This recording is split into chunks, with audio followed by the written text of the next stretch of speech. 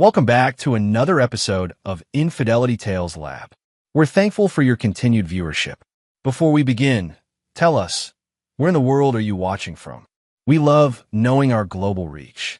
Now, let's dive into today's story. Chapter 1. Foundations of Steel. Broderick Brody. Harlow had always been a man of precision. The house on Oak Ridge Drive stood as testament to that fact. A modernist triumph of glass and steel nestled against the mountainside, overlooking the city he had once desperately wanted to escape. He designed and built it himself after the divorce, a physical manifestation of his rebirth. 5 years had passed since he'd stood in a courtroom watching as Veronica, his wife of 12 years, systematically dismantled their life together. She hadn't just taken his trust, she'd taken his dignity, spinning tales of emotional neglect while conveniently omitting her 6-month affair with Niles Porter, his former business partner. The morning air was crisp as Brody completed his 5-mile run, the same route he'd taken every day since moving to this secluded property. Structure had saved him when chaos threatened to consume him. He checked his watch, 6:03 a.m., 3 minutes behind schedule. His phone buzzed as he mounted the steps to his deck. The name on the screen made his jaw tighten. Lawrence Harlow. His father. "What do you want?" Brody answered, his voice as cold as the morning air. "Is that how you greet your father after 6 months?" Lawrence's voice carried the same self-righteous tone that had characterized their relationship for decades. "When that father sided with the woman who destroyed our family." "Yes. Aside from the other end. We need to talk, Broderick. In person. We have nothing to discuss. It's about the property in Oak Ridge. Your mother and I are coming by this afternoon." The property, his grandfather's estate, had been the start of everything. When his grandfather died, he'd left his substantial estate to Brody, bypassing Lawrence entirely. Lawrence had never forgiven either of them for it, and when Veronica had come crying to his parents during the divorce, they'd sided with her without hesitation. "Not happening," Brody replied. 3 o'clock, Broderick. "Be there or not, but we're coming." The line went dead. Brody stared out at the valley below, his sanctuary suddenly feeling vulnerable to invasion. He'd built this new life brick by brick, and no one, not his ex-wife, not his parents, would be allowed to threaten it. Inside, he found Margot Denton, his executive assistant, already setting up her laptop at the kitchen island. In her mid-30s, with an efficiency that bordered on telepathic, she'd been with him since he'd started over. "Your father?" she asked, not looking up from her screen. "They're coming here at 3. Something about the property." Margot's fingers paused over the keyboard. "Wanting to schedule an emergency meeting?" "No. I think it's time I heard what they have to say." He poured himself a black coffee. "What's on the agenda today?" "Meeting with the Silver Lake developers at 10.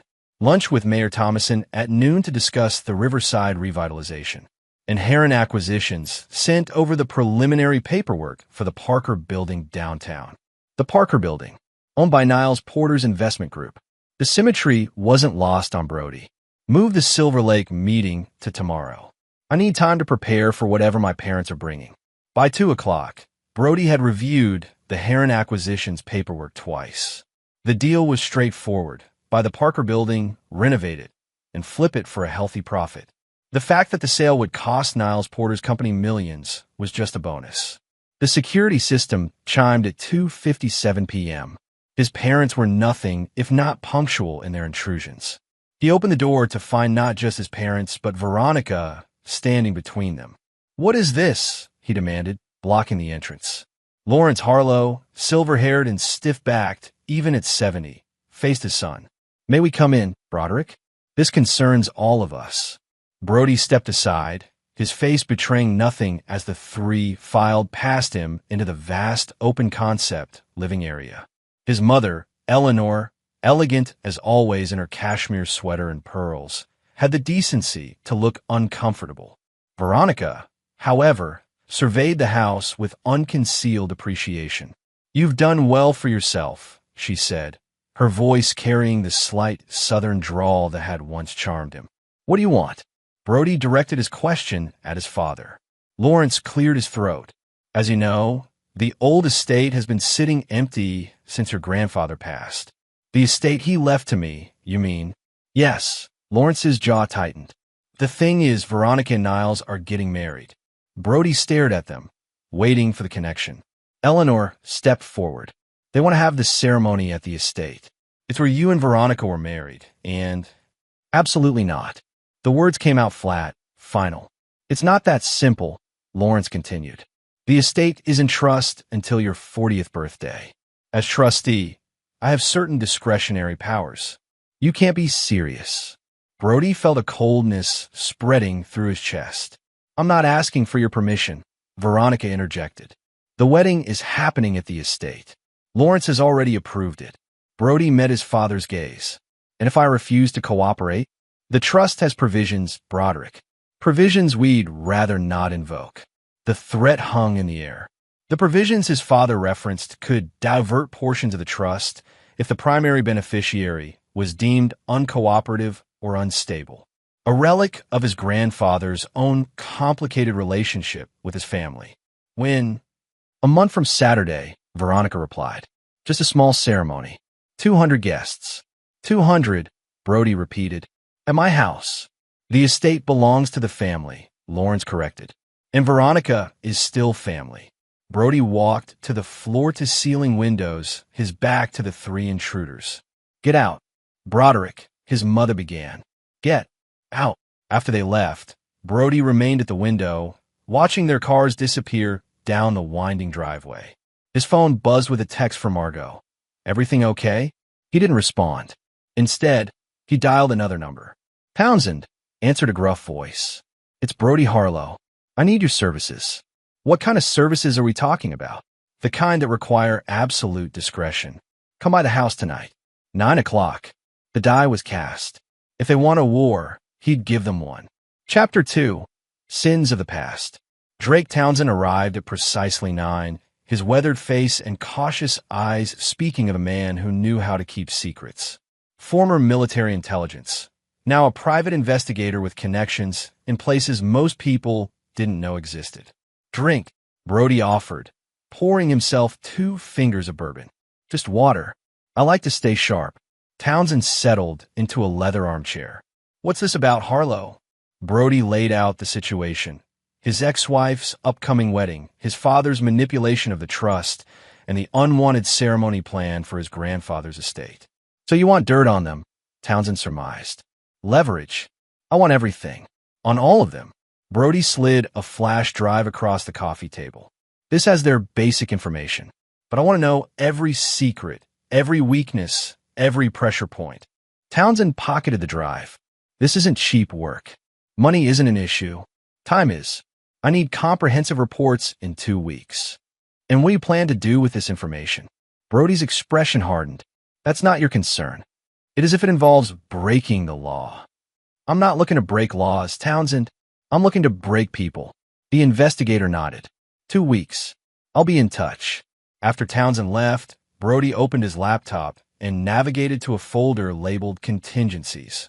He'd started it the day after his divorce was finalized, a collection of information and resources for scenarios he hoped would never materialize. Tonight, he created a new subfolder, Wedding. The next morning, Brody canceled all his meetings and drove to the estate, a sprawling colonial manor nestled on 20 acres just outside the city limits. He hadn't been there since before the divorce, but his security codes still worked. Walking through the silent rooms, he was struck by how little had changed. The same antique furniture, the same oil paintings of stern-faced Harlows. Only the master bedroom showed signs of recent habitation. Lawrence and Eleanor must have been staying there occasionally. In the study, his grandfather's presence still lingered. Montgomery Harlow had been a titan in the construction industry, building half the city's skyline before retiring to focus on his true passion, collecting enemies. Montgomery had taught Brody that success wasn't just about building things. It was about outlasting those who wanted to tear you down. Brody settled behind the massive oak desk and opened the center drawer. Inside lay a leather-bound ledger, exactly where his grandfather had always kept it. The old man had been paranoid about computers, preferring to record his most sensitive information by hand. The ledger contained names, dates, and cryptic annotations spanning decades. Near the back, Brody found what he was looking for, a section titled Lawrence. His father's transgressions, meticulously documented by Montgomery. As he read, a coldness settled in Brody's chest. His father's betrayals went far deeper than he'd imagined, spanning years of embezzlement from family businesses and secret liaisons, including one with Veronica's mother years before Brody and Veronica had even met. The connections were dizzying. His phone vibrated. "Townsend, you're at the estate," the investigator said without preamble. "How did you know? I have your permission to track your movements, remember? Part of our arrangement." Brody had forgotten that detail. "I'm doing some research of my own. Find anything useful?" "Maybe. What about you?" "It's only been 12 hours, but I've got something interesting. Your ex-wife's fiancé, Niles Porter, he's been making regular payments to a woman named Tamara Walsh." The name meant nothing to Brody. "Blackmail?" "No. Child support. For a 10-year-old boy." Brody's mind raced. 10 years ago, he and Veronica had been trying to have a child of their own, with no success. The fertility treatments had taken a toll on their marriage, driving Veronica into depression and Brody into his work. Does Veronica know? Unknown at this time. But here's where it gets interesting. The payment started exactly 1 month after you and Porter dissolved your business partnership. The implications were clear. Niles had been leading a double life for years, possibly the entire time he'd known Brody. And now he wanted to marry Veronica in Brody's house. "Keep digging," Brody instructed. "Focus on Niles and this Tamara Walsh. I want to know everything." He hung up and returned to the ledger, flipping to the very last page. There, in his grandfather's spidery handwriting, was a note addressed to him. "Broderick, if you're reading this, you found yourself in a situation that requires the nuclear option. The combination to the vault is your birthday backwards, followed by mine. Use what you find there wisely. And remember, a Harlow never forgives, but he always collects." Montgomery. Brody stood and walked to the painting behind the desk, a dark landscape of a storm-tossed ship. Behind it lay a wall safe. He entered the combination, 6179-529-1837. The lock clicked and the door swung open. Inside was a single USB drive and a handwritten note with an offshore account number and password. Brody pocketed both, replaced the ledger, and locked the study behind him. Whatever his grandfather had left him, it was time to use it. On his way out, he paused in the grand foyer, imagining it filled with wedding guests. Veronica in white, Niles beaming, his parents playing the gracious hosts. The vision crystallized his resolve. They wouldn't just be denied their perfect day. They would be destroyed by it. Chapter 3. The Wheels in Motion. Townsend's reports arrived one by one over the next week, each more revealing than the last. Brody assembled them like puzzle pieces, creating a comprehensive picture of his enemy's vulnerabilities. Lawrence Harlow, it seemed, had been siphoning money from the family trust for years, small amounts that wouldn't trigger audits but would accumulate significantly over time. He'd used the funds to maintain a lavish lifestyle while presenting the image of prudent financial management to the family. Eleanor, while not directly involved in the embezzlement, had her own secrets. A 2-year emotional affair with her tennis instructor that Lawrence had discovered and then used as leverage to keep her compliant in his schemes. Niles Porter's situation was the most complex. His son with Tamara Walsh, a boy named Camden, had been diagnosed with a rare genetic disorder requiring expensive treatments. The child support payments were substantial, driving Niles to increasingly desperate financial maneuvers. His company, Porter Investments, was over-leveraged and surviving largely on reputation. Veronica, meanwhile, had been living well beyond her means since the divorce. The settlement had been generous, but not generous enough for the lifestyle she maintained. She'd taken loans from Lawrence that had further entangled the family finances. Most crucially, Townsend had uncovered the true motivation behind the wedding location. The estate wasn't just a symbolic venue. It was collateral. Niles needed a substantial loan to keep his company afloat, and Lawrence had agreed to leverage the estate to secure it, something he could only do if he maintained control through the trust.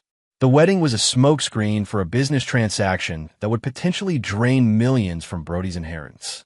Armed with this knowledge, Brody met with Preston Chambers, the family's longtime attorney, at his downtown office. "This is highly irregular," Chambers said, reviewing the documents Brody had brought. "Lawrence has overstepped his authority as trustee. Can he be removed?" Chambers adjusted his glasses. "Possibly, but it would take time. The wedding is in 3 weeks. What if I appeared to cooperate?" Brody suggested. "Let them think I've accepted the situation while we prepare the legal challenge."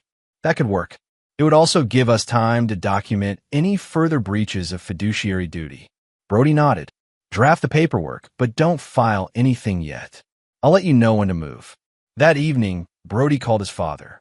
"I've been thinking about our conversation," he said, injecting a note of resignation into his voice.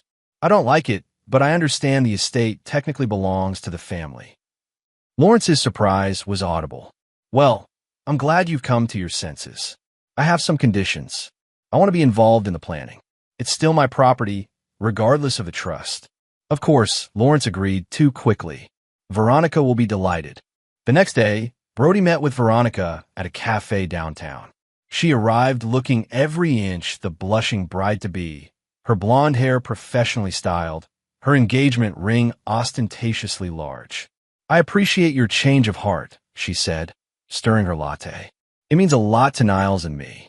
"Let's be clear," Brody replied.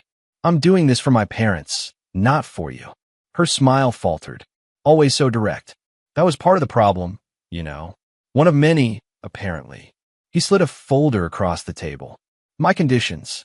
I want to approve all vendors, all decorations, all security arrangements. Nothing happens on that property without my knowledge." Veronica scanned the document. "This is excessive. It's non-negotiable. Either I'm involved completely, or I fight this with everything I have." She studied him, trying to gauge his sincerity. "Fine, but no sabotage, Brody. This is important to me. I wouldn't dream of it." He signaled the waiter for the check. "One more thing. I want to meet with Niles." "Why?" "To clear the air. If we're going to make this work, old resentments need to be put aside." Veronica looked skeptical, but nodded. "I'll arrange it." 2 days later, Brody sat across from Niles Porter at an upscale steakhouse. Time had not been kind to his former partner. Stress had carved lines around his eyes, and his once athletic frame had softened. "This is unexpected," Niles said after they ordered. "I thought you'd fight the wedding location tooth and nail." "I considered it," Brody admitted. "But what would be the point? The past is the past."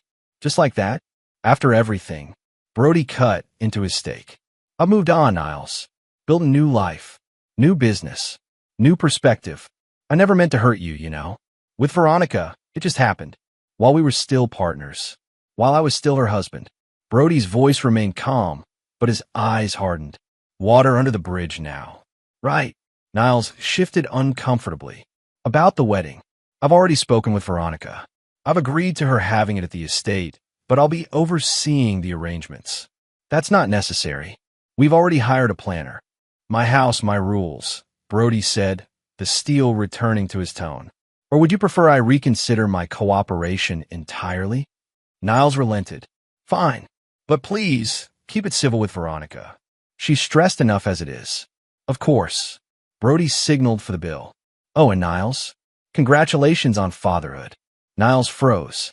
"What?" "Camden. Seems like a great kid from what I hear." The color drained from Niles's face. "How do you? I make it my business to know everything about the people in my life. A lesson I learned too late with you and Veronica." Brody stood. "See you at the wedding." As he left the restaurant, Brody texted Townsend, "Move to phase 2. That night, he plugged his grandfather's USB drive into his computer. It contained thousands of files, financial records, correspondence, and most valuably, recordings. Montgomery Harlow had apparently been in the habit of recording his business dealings for decades. One folder stood out, Lawrence Contingencies. Inside was a video file labeled with a date from 15 years earlier. Brody played it. The video showed Lawrence in the estate's study, arguing heatedly with a man Brody recognized as Robert Shepard, once his father's closest business associate before a mysterious falling out. You can't just cut me out. Shepard shouted. I helped build this from nothing. The contract gives me full authority, Lawrence replied. Your services are no longer required. I'll fight this, Lawrence. I'll tell everyone what really happened with the Wilson contract. Lawrence's face darkened. You do that, and I'll make sure Margaret finds out about your arrangement with her sister. The threat silenced Shepard. The video continued for another 5 minutes, documenting Lawrence's systematic dismantling of his partner's claims, using blackmail and threats that constituted clear business fraud. Brody sat back, a cold smile forming. His grandfather hadn't just been documenting Lawrence's betrayals. He'd been collecting ammunition. The next morning, Brody called the wedding planner Veronica had hired and arranged a meeting at the estate. Over the next 2 weeks, he inserted himself into every aspect of the wedding preparations, approving vendors, reviewing seating arrangements, and inspecting security protocols. To all outward appearances, he was being remarkably cooperative, even generous. Veronica grew increasingly relaxed, believing his change of heart was genuine. Only Margot knew the truth. She'd been helping him coordinate with Townsend and another half-dozen specialists he'd hired for what they now simply called the event. They're suspecting nothing? She asked, reviewing the latest wedding timeline. They're too focused on their own agendas to see the bigger picture, Brody replied. Lawrence is fixated on the loan he plans to secure using the estate. Niles is desperate to save his company, and Veronica just wants her perfect day. And what exactly happens when their perfect day arrives? Brody showed her the detailed plan he'd developed. Her eyes widened as she read. This is extreme, she said finally. It's proportional. They tried to use my home, my inheritance, to fund their lies. Actions have consequences. Some might call this revenge. I call it justice. Are you with me or not? Margot considered the question. She'd been with Brody through the darkest days after his divorce, had seen firsthand what Veronica and Niles's betrayal had done to him. She nodded slowly. I'm with you. But be careful. Revenge has a way of consuming the avenger. Brody's phone chimed with a message from Townsend. All assets in place. Ready when you are. 3 days before the wedding, Brody received a call from his mother. Broderick. Eleanor's voice was strained. I need to speak with you. Alone. They met at a quiet park the next morning. Eleanor looked tired, the carefully maintained facade of the perfect society wife showing cracks. I want you to know, she began, that I didn't agree with your father about the wedding. I told him it was wrong to force this on you, but you didn't stop him. I couldn't. Her hands twisted in her lap. There are things you don't understand about our marriage, about your father. I understand more than you think, Mother. Brody's voice softened slightly. I know about the tennis instructor. I know about the missing money from the trust. Eleanor paled. Ow! It doesn't matter. What matters is what happens next. He leaned closer. You have a choice to make. Either stand with Lawrence on Saturday, or stand with me. What are you planning, Broderick? Justice. Nothing more, nothing less. Eleanor searched his face. You're so like your grandfather. He never forgave either. He taught me well. Will I be implicated in whatever you're planning? Brody stood. That depends entirely on what you do on Saturday. As he walked away, Brody felt a momentary pang of guilt. His mother had been a secondary player in the betrayal, manipulated by Lawrence as much as anyone. But she had made her choices, and choices had consequences. The day before the wedding, Brody made his final preparations. The estate had been transformed for the ceremony.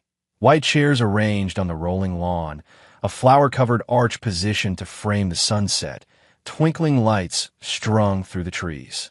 It was beautiful, perfect, exactly what Veronica had always wanted, and the ideal setting for what Brody had planned.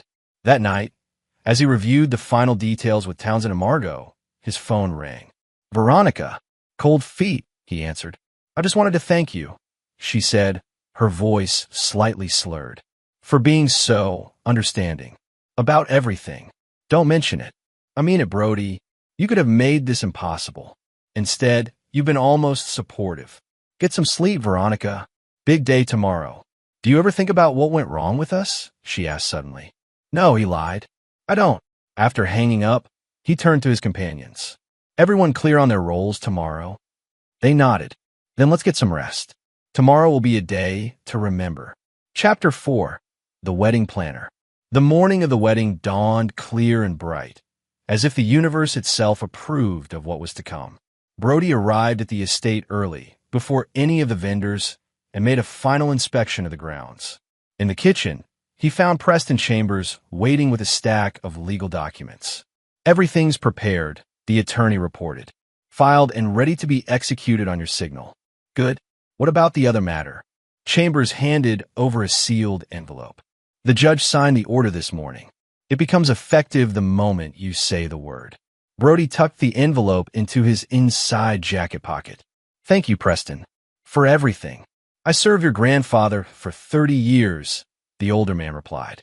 "He would approve of what you're doing, even the parts that skirt the law." Chambers smiled thinly. "Especially those parts." As the attorney left, the first of the vendors arrived. The catering team, followed by the florists making last-minute adjustments to their elaborate arrangements. Brody greeted each with practiced congeniality, the gracious host preparing for his ex-wife's wedding. At noon, Niles Porter arrived with his groomsmen. He looked tense, his smile forced as he nodded to Brody. "Everything looks amazing," he said, surveying the transformed grounds. "Only the best for my ex-wife and former business partner," Brody replied with a smile that didn't reach his eyes. "The bridal suite is prepared upstairs. Your room is down the hall from it." "Thanks. And Brody, I really do appreciate this. I know it can't be easy. Water under the bridge." Brody repeated his mantra. "Oh, one thing. There's been a slight change to the seating arrangement. I've moved the Walsh family to the front row on your side." Niles went rigid. "What did you say?" "Tamara and Camden Walsh. They RSVP'd yesterday. I assumed you'd want them close." "Brody, what the hell are you doing?" Niles hissed, grabbing Brody's arm. Brody looked pointedly at Niles's hand until he released his grip. "I'm just accommodating all the guests. Isn't that what a good host does?" "They weren't invited." "Really? That's odd, because I have their acceptance right here." Brody produced an RSVP card from his pocket. "Don't worry, I've handled everything. They're even staying in the guest house tonight." Niles's face had gone ashen. "You need to uninvite them." "Now, I'm afraid that's impossible. The caterers have already accounted for them." Brody checked his watch. "Shouldn't you be getting ready? Veronica will be here in an hour." As Niles stormed off, Townsend approached from the garden. "The Walsh family has arrived. They're settling into the guest house now, and they understand their role." "Completely." Tamara was surprisingly amenable once I explained what Porter has been doing with the trust fund he set up for Camden. "Which is?" "Draining it. The boys' medical treatments are being covered by state assistance, while Porter has been using the trust fund to shore up his failing company." Brody nodded. "Make sure they're comfortable and visible during the ceremony." At 1 o'clock, Veronica arrived with her bridal party. She looked radiant, her nervousness masked by excitement as she swept into the house, barely acknowledging Brody. "Everything is just as we planned," the wedding planner assured her, leading the group upstairs. "Everything is just as I planned," Brody murmured to himself. The guests began arriving at 2, filling the rows of white chairs on the lawn. Lawrence and Eleanor greeted them, playing the roles of proud parents of the bride. Though Eleanor's smile seemed strained, her eyes occasionally darting to Brody with unspoken questions. At 2:30, Brody received a text from Margot. Phase 1 complete. Packages delivered. He responded, "Initiate Phase 2. By 3 o'clock, the garden was filled with 200 elegantly dressed guests. The string quartet played softly as the wedding party began to assemble at the back of the aisle. Niles stood under the flower-covered arch, visibly sweating despite the mild temperature. From his position near the house, Brody could see Tamara and Camden Walsh seated prominently in the front row, a striking woman in her 30s and a solemn-faced boy who bore an unmistakable resemblance to Niles. Lawrence approached Brody, champagne in hand. "I must admit, son, you surprised me. I didn't think you'd be so accommodating." "Life is full of surprises, father, some more pleasant than others." "Indeed." Lawrence raised his glass. "To new beginnings and fitting ends." Brody clinked his water glass against the champagne flute. The music changed, signaling the start of the ceremony. Bridesmaids and groomsmen proceeded down the aisle, followed by Veronica on Lawrence's arm. She was stunning in her designer gown, her smile radiant as she approached her soon-to-be husband. Just as they reached the arch, Brody slipped away, entering the house through a side door. In the study, he found Margot monitoring a series of tablet screens showing different areas of the property. "All in position?" he asked. "Yes. The files have been distributed to the key guests, including the mayor and Niles's investors. Townsend has the video ready to play at your signal." Brody checked his phone. 3:15 p.m. Right on schedule. Any sign of trouble? Niles keeps looking at the Walsh family, but he's holding it together. "Your father is getting text messages every few minutes, probably from the bank about the loan." Brody nodded. "And our special guest arrived 10 minutes ago, waiting in the kitchen as instructed." "Perfect." Brody straightened his tie and headed for the door. Showtime. Outside, the ceremony was reaching its climax. The officiant was asking if anyone knew of any reason why Niles and Veronica should not be joined in matrimony. The traditional silence followed. Then Brody stepped forward. "Actually, I have several reasons." A murmur ran through the crowd. Veronica turned, her face flushing with anger. "Brody, what are you doing?" she hissed. "Fulfilling my duties as host," he replied, his voice carrying across the hushed gathering. "A good host ensures that all his guests have the information they need." He signaled to Townsend, who activated a series of screens that had been discreetly positioned around the garden. They flickered to life, displaying a mosaic of incriminating documents. Lawrence's embezzlement records, Niles's misappropriation of his son's trust fund, financial statements showing Veronica's mounting debts. "What is this?" Lawrence demanded, his face purpling. "This," Brody announced, "is the truth. Something in short supply among the Harlow family lately." The murmuring grew louder as guests began examining the files that had been placed on their chairs during the ceremony. Personalized packets containing information relevant to each recipient. Niles's investors received details of his company's precarious financial position. The mayor found evidence of Lawrence's tax evasion. Veronica's friends discovered the extent of her deception about her lifestyle. "Stop this immediately," Lawrence shouted, advancing on Brody. "I'm afraid I can't do that, Father." Brody held up his phone. "In fact, we're just getting started." He pressed a button, and the screens changed to show the video of Lawrence threatening Robert Shepard 15 years earlier. The audio played clearly across the garden, Lawrence's younger voice detailing his fraudulent business practices for all to hear. In the front row, Tamara Walsh stood up, drawing Camden close to her side. "Is that him?" she asked, pointing at Niles. "Is that your father who's been lying to us for 10 years? The boy nodded, his eyes wide. "Niles!" Veronica turned to her fiancé, confusion and dawning horror on her face. "What is she talking about?" Niles's face had gone gray. "I can explain. He has a son," Brody announced to the gathering. "A 10-year-old boy he's been hiding from everyone, including my ex-wife. A boy whose medical trust fund he's been systematically draining to prop up his failing business." "That's a lot," Niles shouted, but his protest sounded hollow even to himself. "Is it?" Brody gestured to Tamara. "Would you like to show everyone the DNA test, Ms. Walsh? Or perhaps the bank statements?" The wedding had dissolved into chaos. Guests were standing, pointing, whispering. Lawrence was attempting to shut down the screens, while Eleanor sat heavily in a chair, her face in her hands. Veronica stood frozen at the altar, her perfect day shattered around her. "You planned this," she accused Brody, her voice breaking. "You set us up." "I simply created the opportunity for the truth to come out," Brody replied. "The rest you managed all on your own." "Sir," Townsend called from the side. "It's time for the final phase." Brody nodded and addressed the crowd again. "Ladies and gentlemen, I apologize for the disruption, but there's one more thing you should know." He pulled the envelope from his pocket and removed the document inside. "As of 10 o'clock this morning, by order of Judge Hamilton, I am the sole trustee of the Harlow family estate. My father has been removed due to his documented financial malfeasance." Lawrence lunged for the paper. "You can't do this." "It's already done." Brody sidestepped his father easily. And as my first act as trustee, I'm changing the locks. Everyone has 30 minutes to vacate the premises. Security personnel emerge from various positions around the garden, forming a perimeter. Not threatening, but unmistakably present. You can't throw everyone out. Veronica cried. We have guests. No, Veronica. I have guests. Unwanted ones. Brody checked his watch. 29 minutes now.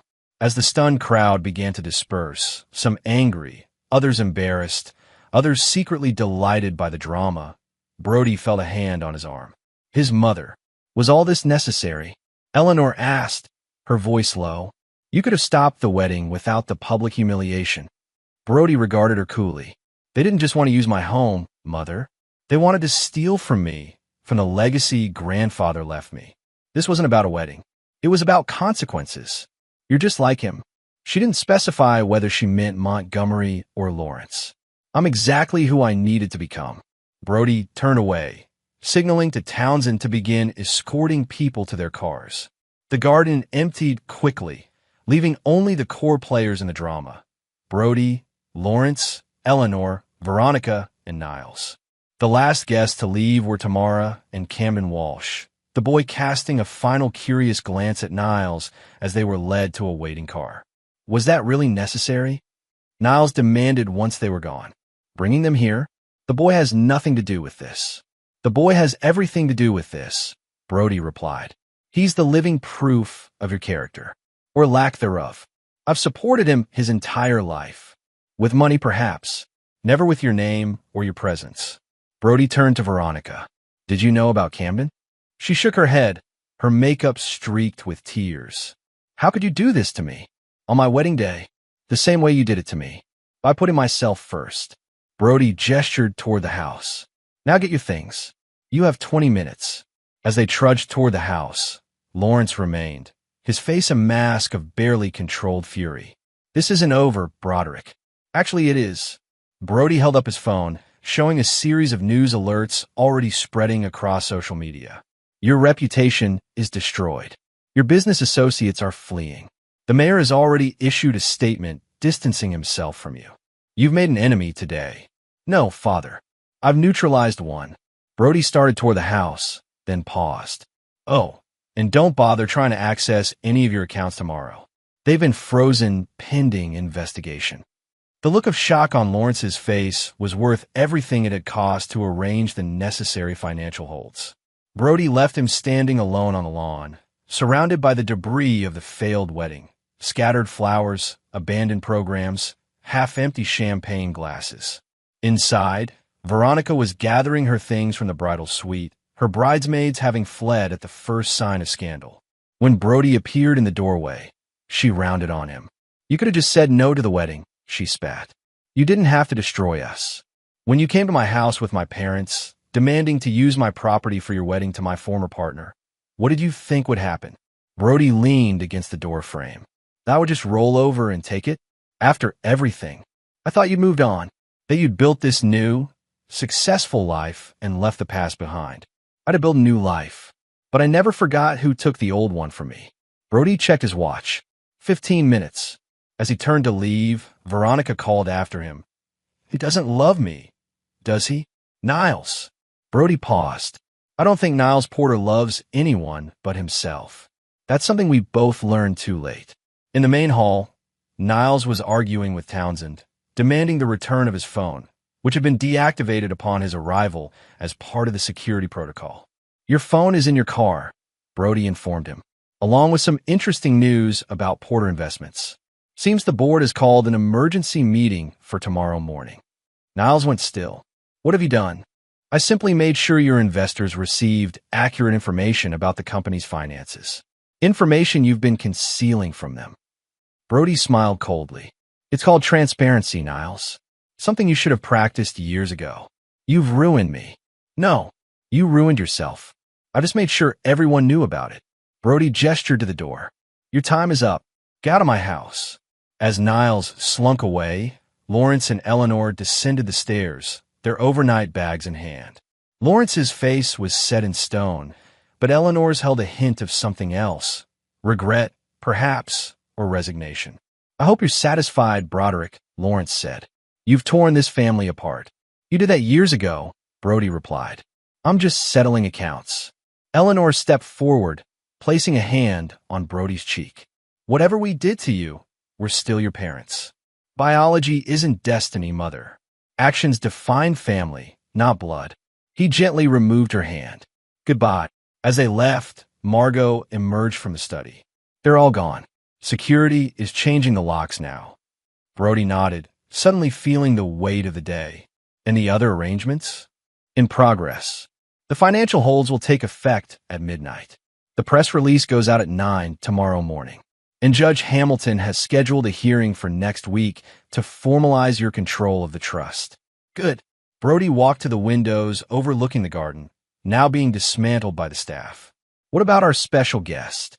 Still waiting in the kitchen. She's been quite patient. Send her in.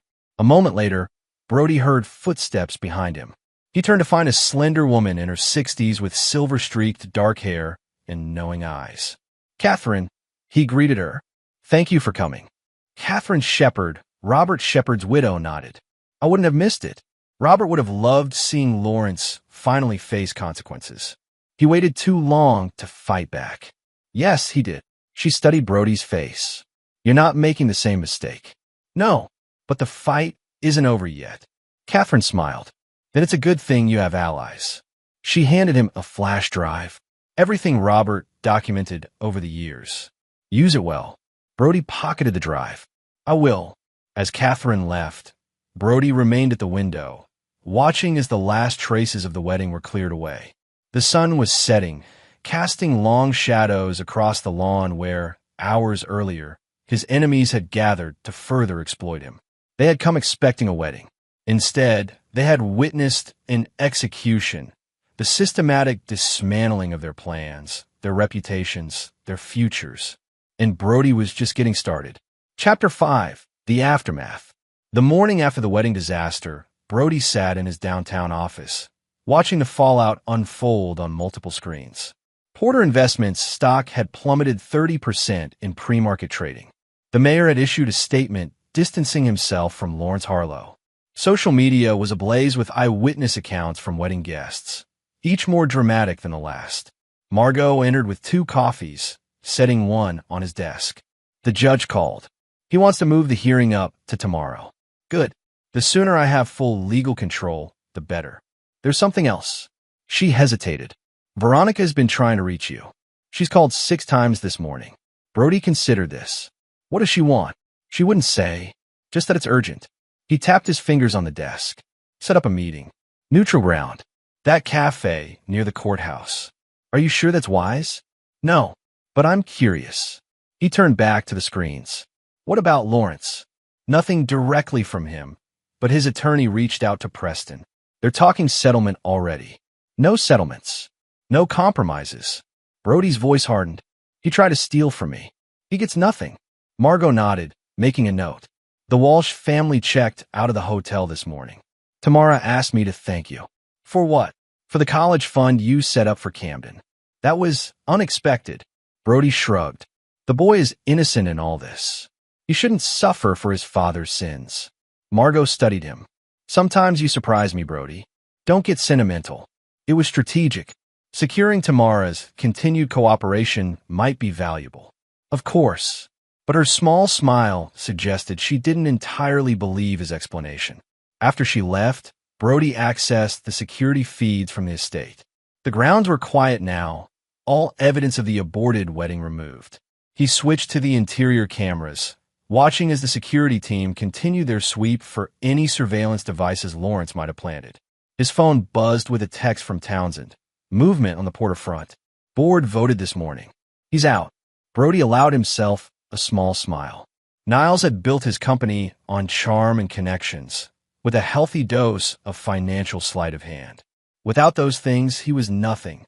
At noon, Brody arrived at the cafe to find Veronica already waiting, a far cry from the radiant bride of yesterday. Her eyes were shadowed, her posture defeated. Thank you for meeting me, she said as he sat down. You have 10 minutes. What's so urgent? She pushed a folder across the table. Niles is ruined. The board removed him this morning. His assets are frozen, pending investigation. He can't even pay his son's medical bills. That sounds like Niles's problem, not mine. It's my problem too. Veronica's voice cracked. We're married, Brody. He stared at her. What? We got married last week. At the courthouse. The wedding at the estate was just for show, for the families and investors. She looked down at her hands. I'm legally tied to a man who's about to be indicted for financial fraud. Brody felt an unexpected wave of something. Not quite pity, but a distant cousin to it. Why are you telling me this? Because I need your help. She slid another document across the table. This is a draft annulment filing. My attorney prepared it. If you could not oppose it, the annulment could go through before Niles's legal troubles fully materialize. And why would I help you? Because despite everything, we were married for 12 years. Because you loved me once. Brody studied the document. An annulment requires grounds. What are you claiming? Fraud. Veronica's laugh was bitter. Ironic, isn't it? He defrauded me by concealing his child, his financial crimes, his entire life. And if I help you, then I disappear. From this city, from your life. Completely. Brody considered the offer. Veronica free from Niles served no strategic purpose, but her disappearance would be a clean break for all involved. I'll need something in return, he said finally. What? A full accounting of every conversation you had with my parents during and after our divorce. Every promise they made, every plan they discussed. Veronica hesitated only briefly. Done. I'll have my attorney draw up a statement. Not your attorney. Mine. Brody stood.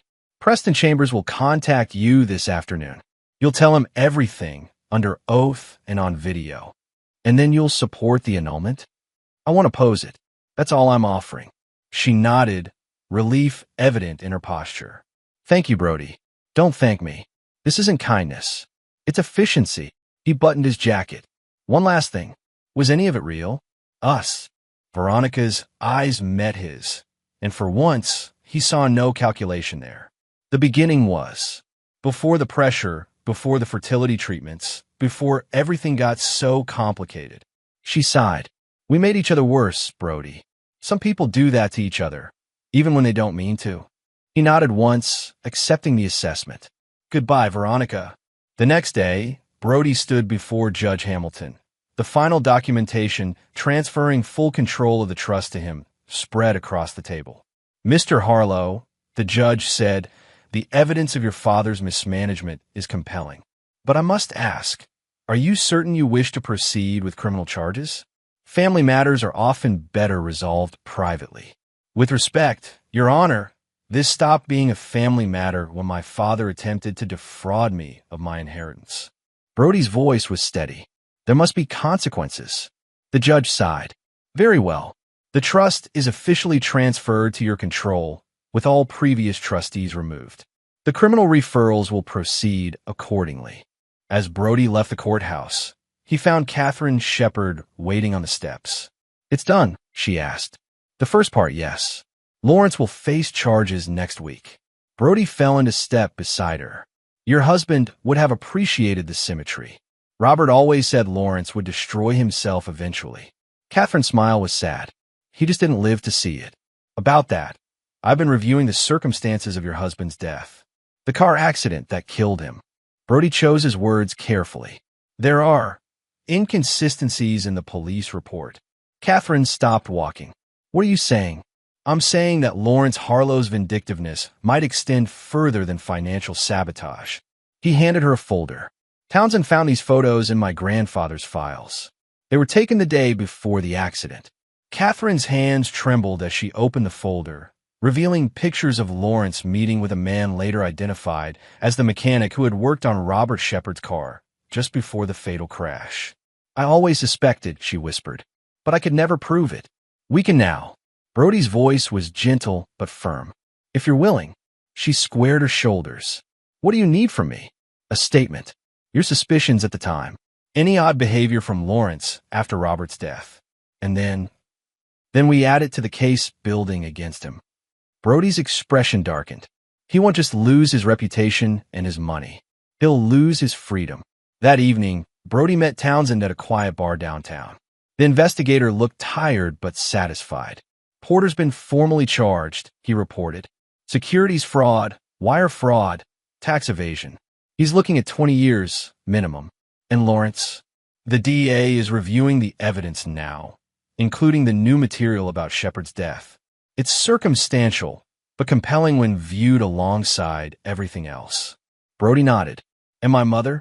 Townsend hesitated. She's cleared out her personal accounts. Purchased a ticket to France. Leaves tomorrow morning. Let her go. She was more victim than perpetrator. Brody sipped his whiskey. What about you? Ready for a vacation after all this? Maybe, though I get the feeling your war isn't over yet. The major battles are won. What remains is mopping up operations. Brody smiled thinly. I've learned that vengeance is best served over time, in carefully measured doses. Later that night, as Brody stood on the deck of his mountain home, overlooking the city lights below, he felt a strange hollowness. The satisfaction of his revenge was real, but transient. In its wake came questions. What would Montgomery Harlow have thought of his grandson's actions? Not the vengeance itself. His grandfather would have approved of that, but the totality of it. The ruthlessness. The collateral damage. His phone buzzed. A text from an unknown number. It's Tamara Walsh. Camden's asking about you. About what happens next. Brody stared at the message, unsure how to respond. The boy, innocent in all this, yet forever marked by the sins of his father. What had happened next for children caught in the crossfire of adult betrayals? Before he could formulate a reply, another message came through. He wanted me to thank you for the college fund and for telling the truth about his dad. Something tightened in Brody's chest. Tell him the truth is always worth fighting for, he replied, even when it hurts. He pocketed the phone and turned back toward the house. There was still work to be done. The estate needed attention now that it was fully his. His business required refocusing after weeks of distraction. And there were still threads of his revenge to manage, ensuring Lawrence's prosecution proceeded, monitoring Niles's legal troubles, verifying Veronica's departure from the city. But tonight, he would allow himself this moment of quiet reflection. Tomorrow, the battle would continue. Chapter 6, The Reckoning. 1 month after the wedding debacle, Brody sat in the gallery of courtroom 302, watching as Lawrence Harlow stood to receive his sentence. The trial had been swift, the evidence overwhelming. Financial fraud, tax evasion, conspiracy to commit fraud, and most damning of all, evidence suggesting his involvement in Robert Shepard's death. Lawrence's attorney had fought for leniency, citing his client's age and community standing. The prosecutor had countered with evidence of decades of ruthless behavior, of lives systematically destroyed through Lawrence's machinations. The judge's expression was grave as he spoke. Lawrence Harlow, you have betrayed not only your family's trust, but the trust of this community. The court sentences you to 20 years imprisonment, with no possibility of parole for 12 years. A murmur ran through the courtroom. Lawrence's face drained of color as the bailiff approached to take him into custody. Your Honor, Lawrence called out desperately, my son. This was all his doing, a vendetta to destroy me. The judge's gaze shifted to Brody, who maintained his composure. Mr. Harlow, your son provided evidence of your crimes. He did not commit them for you. The gavel came down. Court is adjourned. As Lawrence was led away, he locked eyes with Brody. No words were exchanged, but none were needed. The final battle between father and son had been fought and decided. Outside the courthouse, Catherine Shepard waited, a black umbrella shielding her from the light rain. It's done, Brody told her, joining her under the umbrella. 20 years, she mused. Robert's been gone 15. He won't live to see Lawrence free again. No, he won't. Brody offered his arm. Can I drive you home? Actually, I was hoping we could talk. About what comes next. They found a quiet cafe near the courthouse. Catherine stirred her tea thoughtfully before speaking. You've won, Broderick. Lawrence is imprisoned. Niles is ruined. Veronica is gone. She studied his face. What will you do now? Rebuild, he said simply. The estate needs work. My company has project pending. Life goes on. Without family? Without connection? Brody's jaw tightened. I have connections. business associates, colleagues. That's not what I mean, and you know it. Catherine's voice was gentle but firm. Revenge is a powerful motivator, but a poor foundation for a life. I'm not looking for advice on how to live, Catherine. No, but perhaps you need it anyway. She reached into her handbag and withdrew an envelope. This arrived for me yesterday. From Eleanor. Brody stiffened. His mother had indeed fled to France after the wedding, leaving no forwarding address, no contact information. He'd made no effort to find her. What does she want? To explain. About Lawrence, about their marriage. About you. Catherine slid the envelope across the table. She asked me to give you this when the time was right. I think that time is now. Reluctantly, Brody took the envelope. It was heavy, containing what felt like several sheets of paper. Have you read it?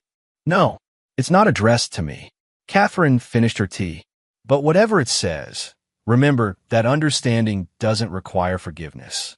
It only requires willingness to see.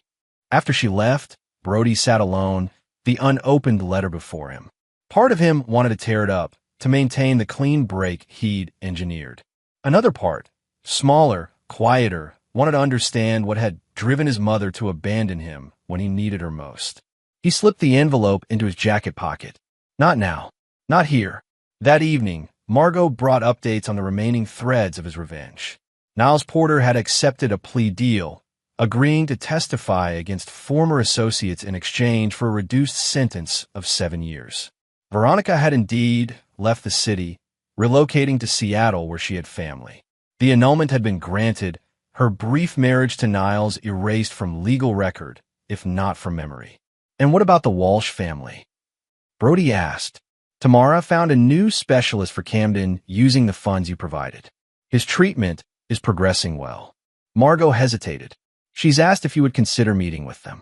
The boy has questions only you can answer. Brody frowned. About what? About his father. About why everything happened the way it did.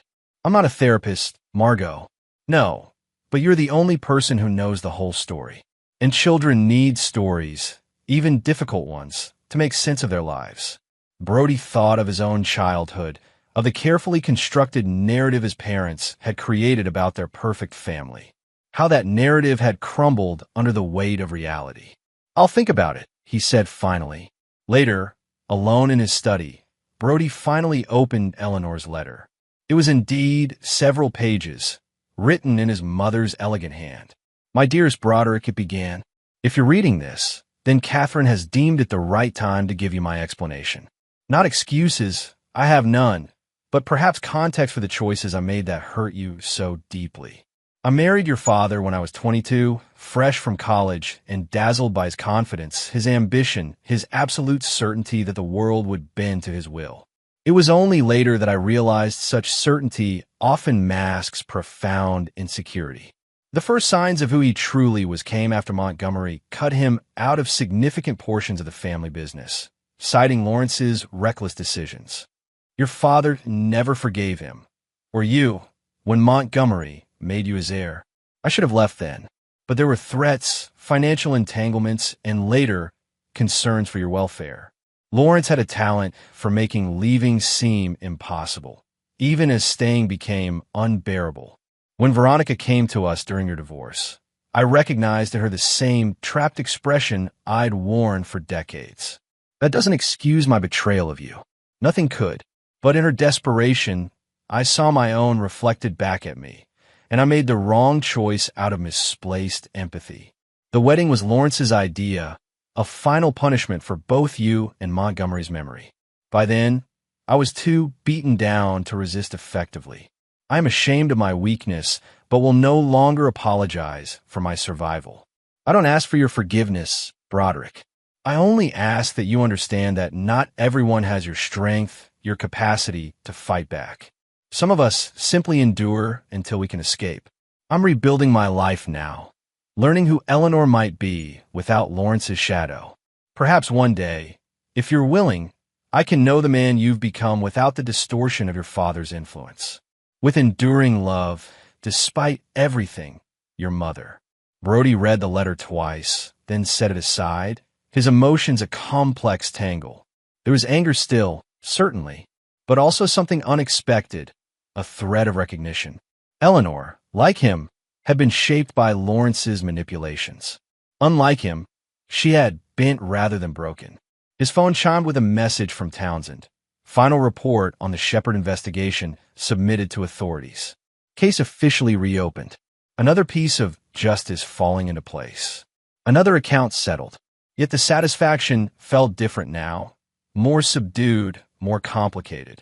Was this what Catherine had meant about revenge being a poor foundation?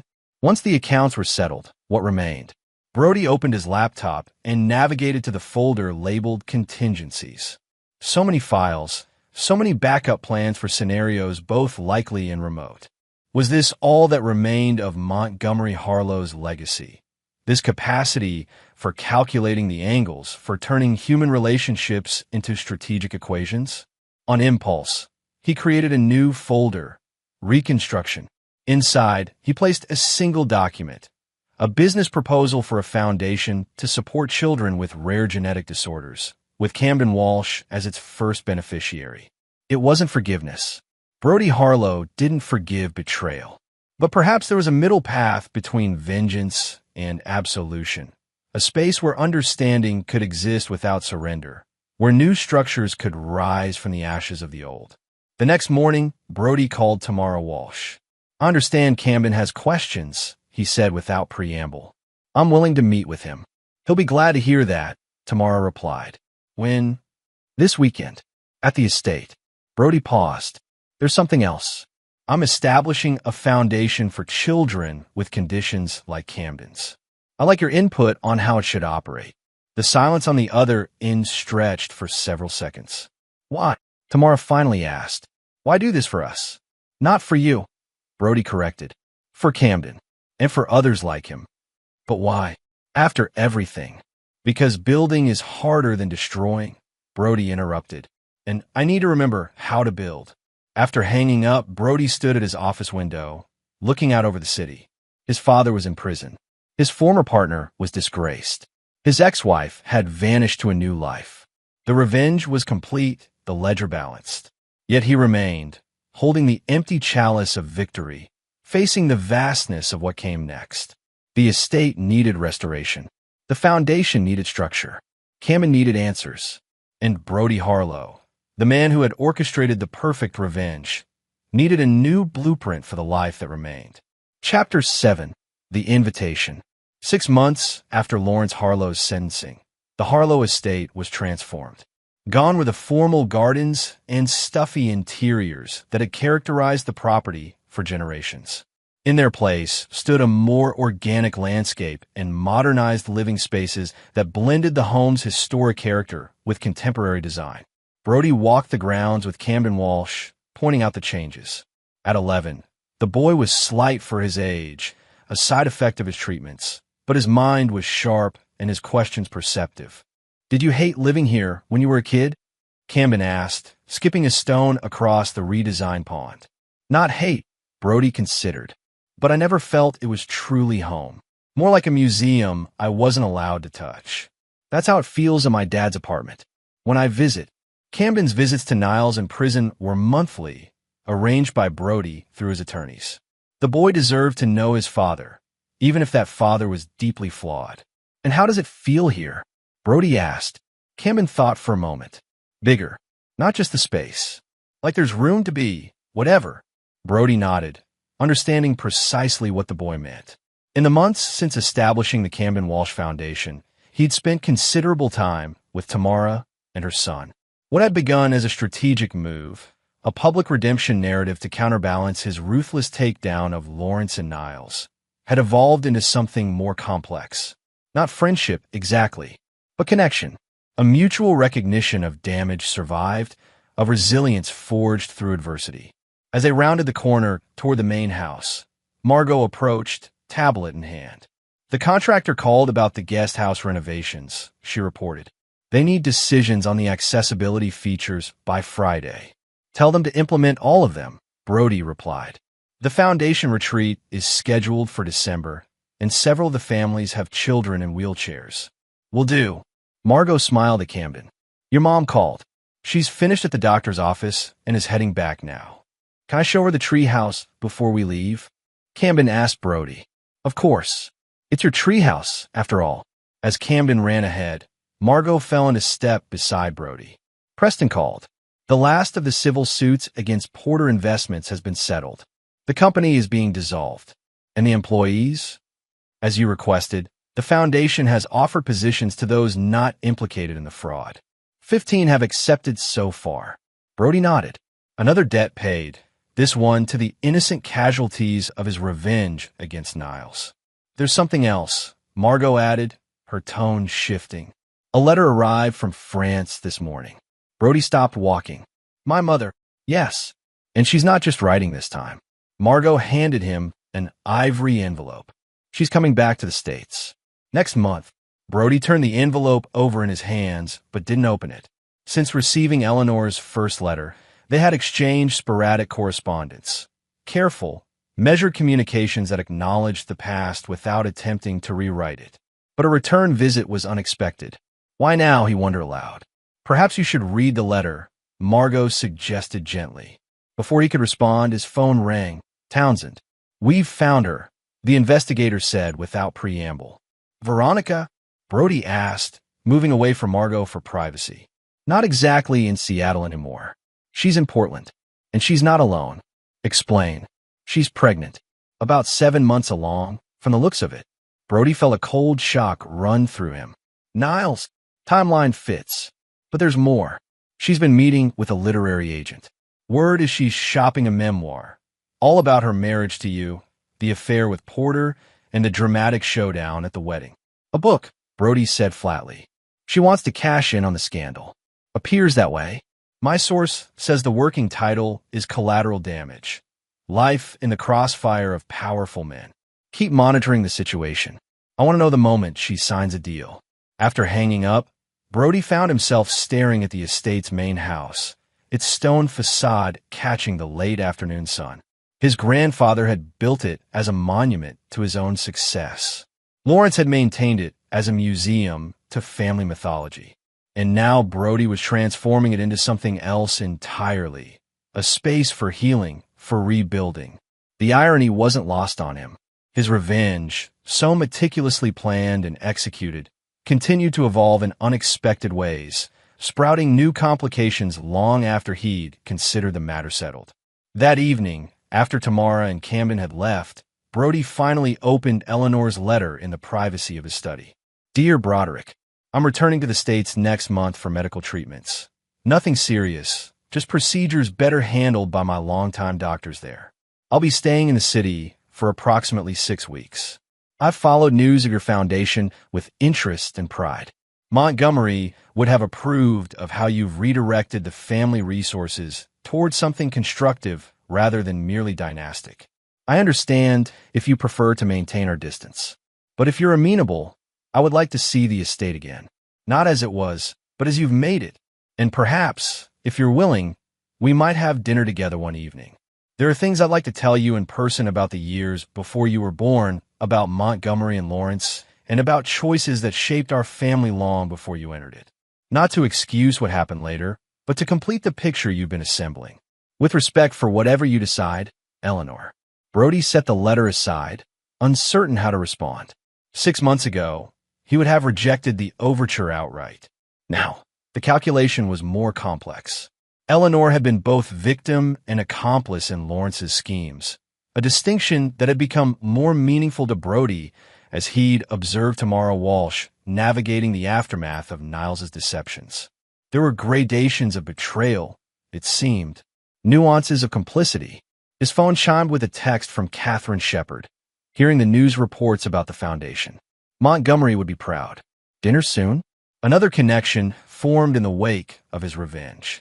Catherine had become something of a mentor, her perspective shaped by her own experience with Lawrence's vindictiveness, yet untainted by family entanglements. Next week, he replied, there have been developments. The following morning, Brody met with Preston Chambers at the attorney's downtown office.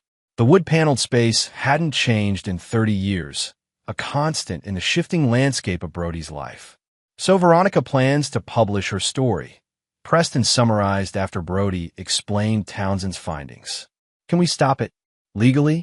Probably not, unless she includes demonstrable falsehoods. Brody steepled his fingers. But we can certainly make it less attractive to publishers. How so? By controlling the narrative.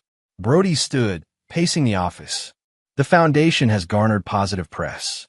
My rehabilitation of the estate has been well received. What if we accelerate the next phase? Preston raised an eyebrow. The Medical Research Center? Exactly.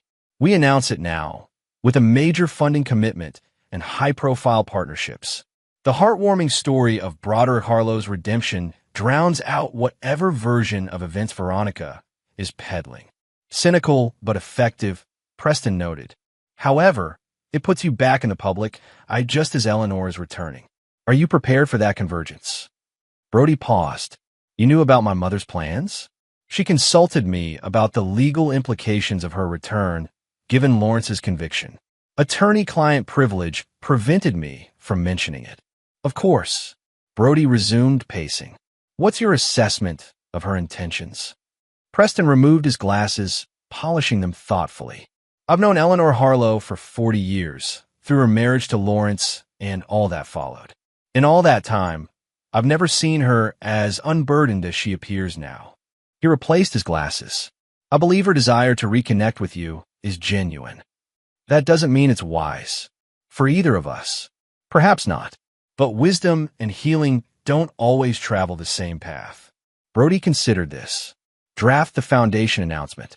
Include details of the research center and the first round of grants. And Preston, make it compelling. The kind of story that makes Veronica's memoir look petty by comparison. As he left the attorney's office, Brody found himself thinking about the concept of narrative control, how it had been at the center of his revenge all along. Lawrence had controlled the family narrative for decades, casting himself as the rightful heir to Montgomery's legacy. Niles had controlled the narrative of his company, hiding its financial instability. Veronica had controlled the narrative of their marriage's demise, positioning herself as the victim. Brody's revenge had been, at its core, about wresting that control away from them, about exposing the truth beneath their carefully constructed stories. Now Veronica was attempting to reclaim that control through her memoir, and Brody found himself responding in kind, crafting a counter-narrative of redemption and philanthropy. When did it end? This battle for who got to tell the story? Back at his office, he found an unexpected visitor waiting, Tamara Walsh. This is a surprise, he said, gesturing her into his private office. Is Camden all right? He's fine. At school. Tamara settled into a chair, her expression serious. I came to talk about your mother. Brody stilled. What about her? She contacted me. Wants to meet Camden when she returns next month. Why would she? Brody began, then understanding dawned. She sees him as her grandson. Once removed, Tamara nodded. Niles's son. Her son's former partner's wife's husband's former business partner's son. She gave a small laugh. Convoluted, but in her mind, apparently a connection worth exploring. And how do you feel about that? Cautious. Which is why I'm here. Tamara leaned forward. I need to know if this is some new battlefield in your family war. If Camden would be caught in the crossfire. The war is over, Brody said, surprised to find he meant it. Lawrence is in prison. Niles is paying his debt to society. Whatever Eleanor wants with Camden, it's not about revenge.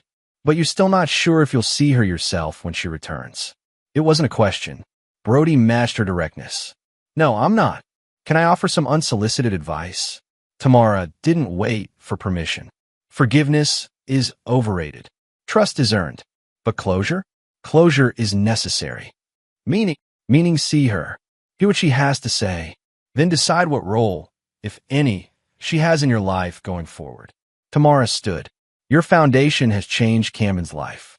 Given him hope, community, treatment options we never could have afforded. I owe you for that. You don't owe me anything. Maybe not. But I do know something about surviving relationships with difficult men. Your mother does too. She headed for the door. Just think about it. After she left, Brody found himself at the window, looking out over the city he had helped rebuild after his grandfather's death. Buildings he had designed stood alongside ones Montgomery had constructed decades earlier. Different styles, different purposes, but parts of the same evolving landscape. Was that what family could be? Not a static institution, but a landscape that changed with each generation, absorbing the impact of individual choices without being defined solely by them. He picked up his phone and composed a text to Eleanor. "I'll meet you when you return. The estate has changed. You should see it." Her reply came moments later.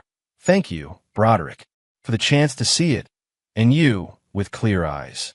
That night, Brody added a new document to his reconstruction folder, plans for a reading room at the estate dedicated to Montgomery Harlow.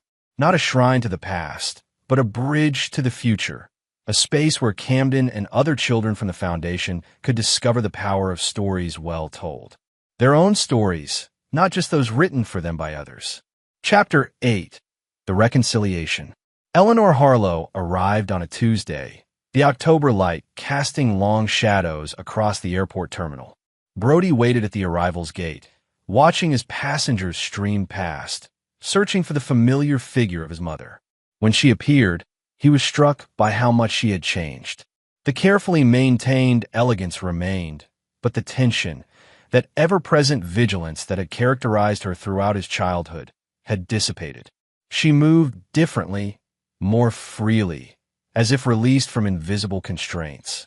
She spotted him and paused, uncertainty crossing her features before she continued forward. "Broderick," she said simply. "Mother." He took her carry-on bag. "Welcome back." The drive to her hotel was filled with careful small talk, observations about the weather in France versus here, changes to the city skyline, the traffic patterns. Neutral territory, mapped and navigated with precision. "I've made a reservation for dinner," Brody said as they neared the hotel. "But if you're too tired after the flight, I'd like to see the estate first," Eleanor interrupted. "If that's all right." Before dinner. Brody hesitated, then nodded. Of course. The estate was quiet when they arrived, the afternoon staff having departed. Eleanor stood in the driveway, absorbing the changes, the modernized entrance, the redesigned gardens, the subtle but significant alterations to the facade. "It's not what I expected," she admitted as they walked toward the front door.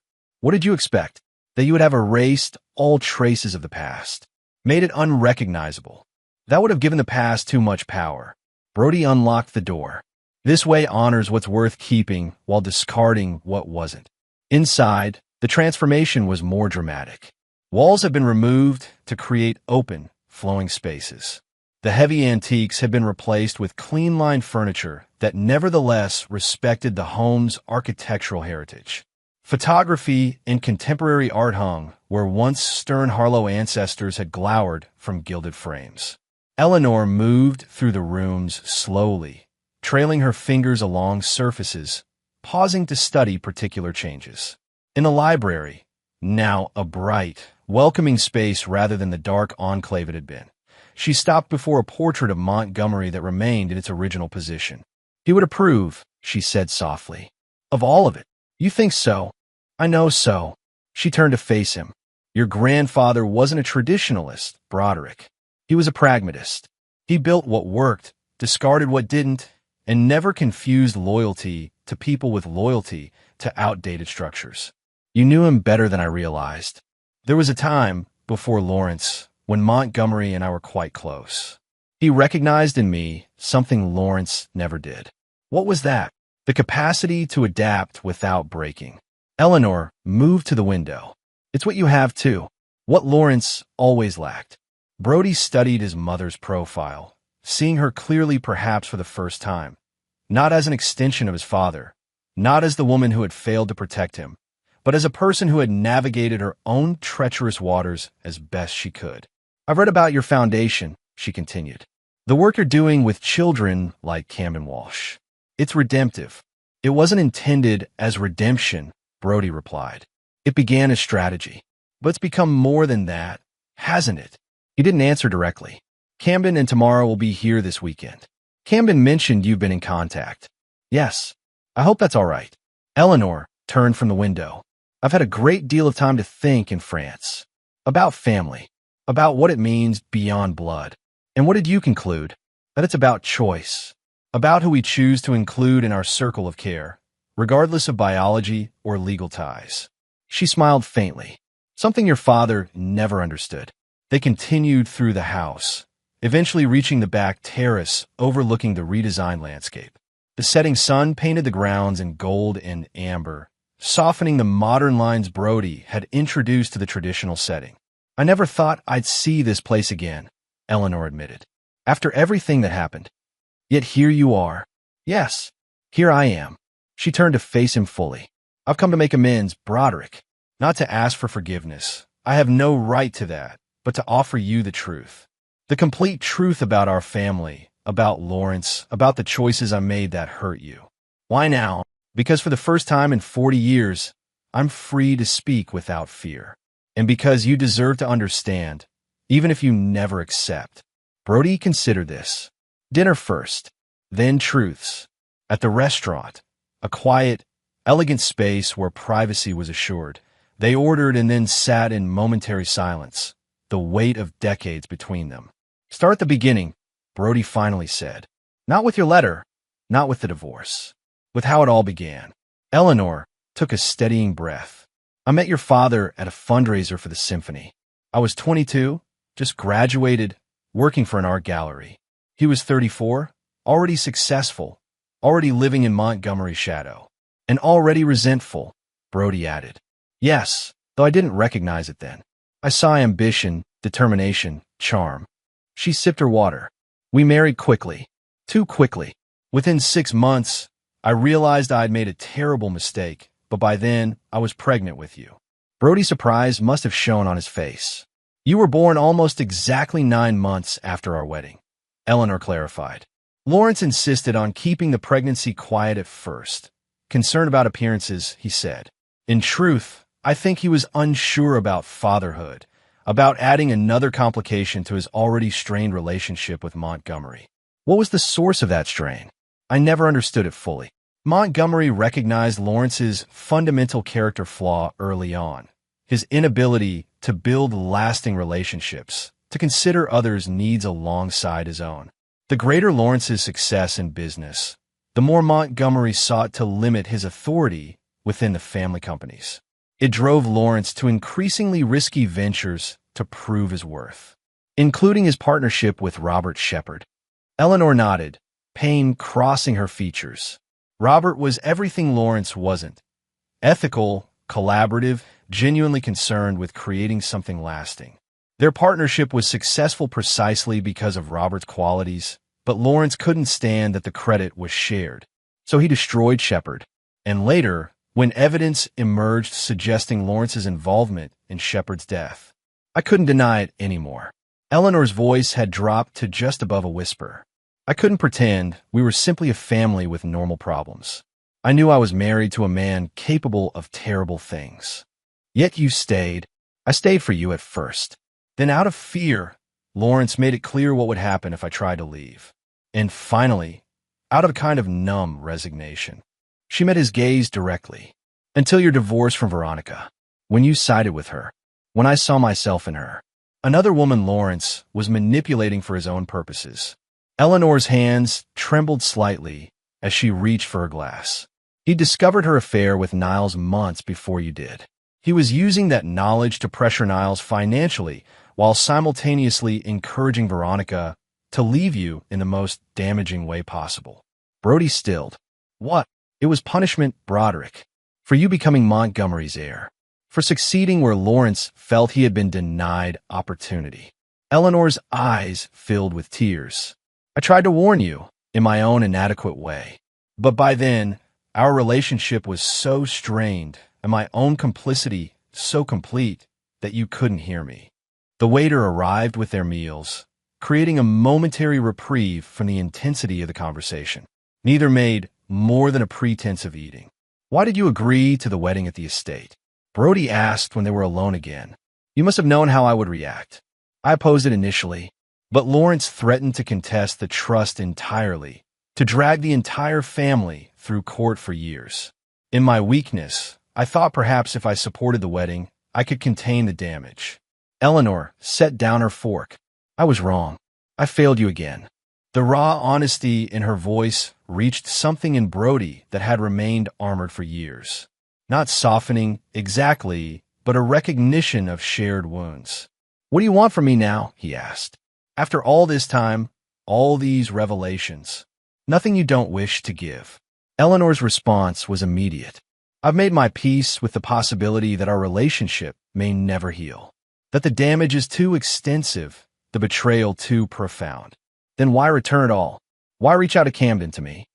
Because healing happens in the light, not in shadow. Because secrets protected Lawrence, not his victims. She reached across the table, not quite touching him. And because you are my son, and despite every failure, every mistake, I have always loved you. The declaration hung between them, neither accepted nor rejected. Later, as he drove Eleanor back to her hotel, Brody found himself thinking about narratives again. How his mother's revelations had shifted the story he'd constructed about his parents' marriage, about Veronica's betrayal, about his own place in the family saga. Not erasing his pain or justifying their actions, but adding dimension, context. Will you be seeing Camden this weekend? He asked as they neared the hotel. If you and Tamara are comfortable with it. Camden sets his own boundaries these days. He's quite clear about who he wants in his life. Brody pulled up to the entrance. But I think he'd like to meet you. And you? Will I see you again before I leave? Brody considered the question. The foundation is holding a fundraiser next weekend at the estate. A relatively small gathering. Donors, medical researchers, families from the program. He met her gaze. You'd be welcome to attend, if you're feeling up to it after your treatments. Eleanor's smile was tentative but genuine. I like that very much. As she exited the car, Brody found himself saying, the guest house has been renovated. If you'd prefer to stay closer to your doctors, it's available. The offer surprised them both. Eleanor recovered first. Thank you, Broderick. I'll consider it. That night, Brody added another document to his reconstruction folder, a family tree, not of the Harlow bloodline, but of the connections he'd formed since executing his revenge. Camden and Tamara, Catherine Shepard, the families served by the foundation. And now, possibly Eleanor, not restored to her former place, but finding a new one in the reconfigured landscape of his life. The weekend arrived with perfect fall weather, the estate grounds ablaze with autumn colors. Camden led Eleanor on a tour of his favorite spots, the treehouse, the pond, the reading room dedicated to Montgomery. Watching them from the terrace, Brody was struck by the easy way Camden interacted with Eleanor, without the weight of history that characterized Brody's own relationship with his mother. He's good for her, Tamara observed, joining Brody. And I think she might be good for him, too. You're not concerned about her influence? Camden needs more positive adults in his life, not fewer. Especially now that he's processing who his father really is. Tamara glanced at Brody. Besides, I've vetted her thoroughly. Former art gallery director, patron of 3 children's charities in France. No criminal record. Brody raised an eyebrow. You investigated my mother? Of course I did. I investigate everyone who wants access to my son. Tamara smiled. Just like you would. The observation was accurate. In the months since establishing the foundation, Brody had developed protocols for everyone involved with the children. Background checks, reference verifications, ongoing monitoring. She's not who I thought she was, he admitted. None of them were exactly. That's the thing about people. They're always more complex than our stories about them. Tamara watched as Camden showed Eleanor a butterfly that had landed on a nearby flower. Even the ones who hurt us. Later that evening, after Tamara and Camden had left and Eleanor had retired to the guest house, Brody sat in Montgomery's reading room, surrounded by the books his grandfather had collected throughout his life. Business texts and architectural journals, certainly, but also philosophy, history, even poetry, the collection of a man whose interests extended far beyond the empire he had built. Brody's phone chimed with a message from Preston. Veronica's book deal fell through. Publisher concerned about legal exposure and negative publicity given your foundation's recent press. Thought you'd want to know. Another victory, albeit a small one. Yet it felt different from the satisfaction of Lawrence's sentencing or Niles's downfall. Less triumphant, more like closing a door on a draft that had been chilling a room for too long. He was about to put away his phone when another message arrived, this one from Townsend. Interesting development. Veronica's baby came early. Healthy girl. Niles doesn't know yet. A child. Another innocent drawn into the complex web of their shared history. Before he could process this new information, a soft knock at the door interrupted his thoughts. Eleanor stood in the doorway, looking tentative. I couldn't sleep, she explained. Too many memories in this house. Good ones or bad? Both. Neither. She gestured to the bookshelves. I haven't been in this room since before Montgomery died. He used to let me borrow books when Lawrence was traveling. Said I was the only one besides you who appreciated them properly. Brody indicated the chair opposite his. You can still borrow them, if you'd like. Eleanor sat, her gaze taking in the transformed space. The foundation fundraiser next weekend. What will my role be? Whatever you're comfortable with. You can simply attend as a guest. Or, if you prefer, you could help with the art auction portion. Given your background, I'd like that. Eleanor hesitated. There's something else I wanted to discuss with you. About the future. Go on. I've been offered a position back at the gallery where I worked before marrying Lawrence. Part-time, consulting on acquisitions. Her hands twisted in her lap, a nervous gesture Brody remembered from childhood. If I accept, I'd be returning to the States permanently. The implications were clear. She wasn't just visiting. She was considering rebuilding her life here. Near him, near the estate, near Camden. What would you need from me? Brody asked. Nothing material. I have the settlement from the divorce and my family's trust. Eleanor looked up, meeting his gaze directly. But I would need to know that my presence wouldn't be unwelcome, that we could continue this careful rebuilding. Brody thought of Veronica, alone with a newborn daughter, of Niles in prison, unaware he had a second child, of Lawrence, serving his sentence as an old man who would likely die before release. The wreckage of his revenge was extensive, the collateral damage reaching further than he had anticipated. Was there value in salvaging what could be saved? In allowing for the possibility of reconstruction, not just of buildings and foundations, but of human connections? I think, he said slowly, that Montgomery would say there's room enough on the landscape for both of us to build our lives. Separately, but not disconnected. Eleanor's relief was visible. That sounds like him. Practical, yet profound. One condition, Brody added. Complete transparency going forward. No more secrets. No more protected narratives. Agreed. Eleanor leaned forward. Starting with this. Veronica contacted me last week. Brody stilled. About what? Her baby. A little girl named Lily. Born premature, but healthy. Eleanor paused. She asked if I would tell you. Said she thought you should know, given everything. Niles is the father. Yes, though he doesn't know yet. Veronica is uncertain about informing him. About what role, if any, he should have in the child's life. Brody absorbed this, thinking of Camden, a boy who had grown up with a father who was present yet absent, involved yet detached. And now Lily, who might grow up with no father at all. What did you tell her? He asked. That decisions about children should be made with their welfare in mind, not as weapons or shields in adult conflicts. Eleanor met his gaze, and that you were not the monster she had painted in her book proposal. You knew about the book? Catherine told me. We've been in contact these past months. At Brody's surprised expression, she added she was Robert's wife. I owed her my own truths about what happened. Another piece of the puzzle falling into place. Another connection formed in the aftermath of destruction. Veronica needs financial support. Eleanor continued. The settlement from your divorce is depleted. She's considering reaching out to you directly. For money. For guidance, I think. On navigating a world where her child's father is incarcerated and her own reputation is complicated. Brody thought of the foundation, of its mission to support children affected by circumstances beyond their control. Had he established it only for Camden, only as a strategic counterbalance to his revenge? Or did it represent something more fundamental? A recognition that the future belonged not to those who won the battles of the past, but to those who built what came next? Tell her I'll meet with her, he decided. Not about money.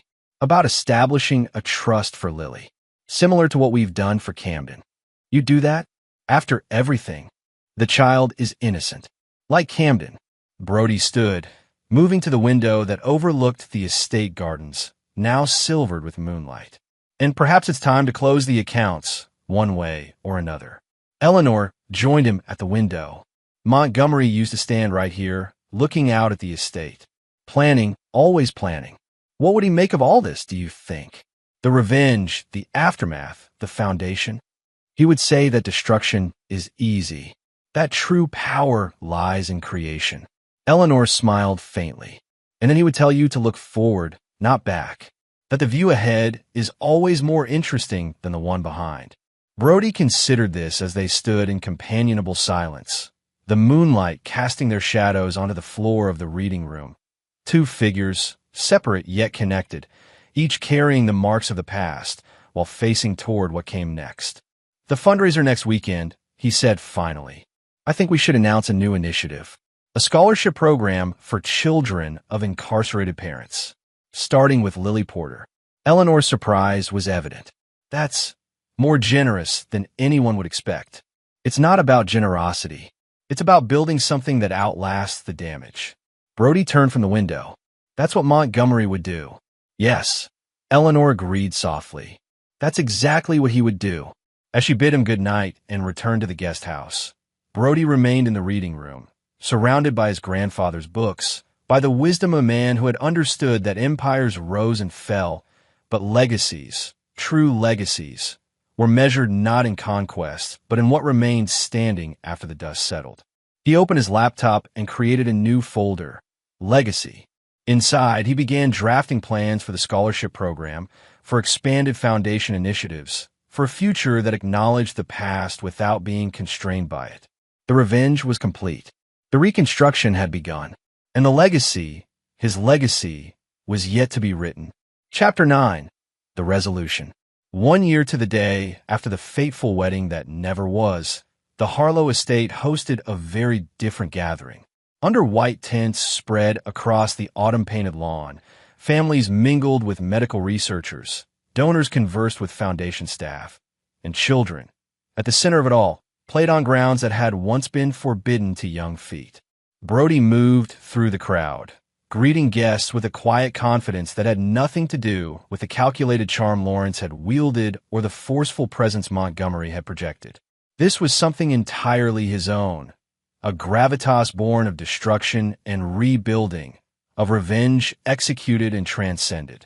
In a quiet corner of the main tent, Eleanor had organized an art auction featuring works donated by galleries and artists she had known throughout her career. She had returned to the States permanently 6 months earlier, taking the position at her former gallery and establishing a small apartment downtown.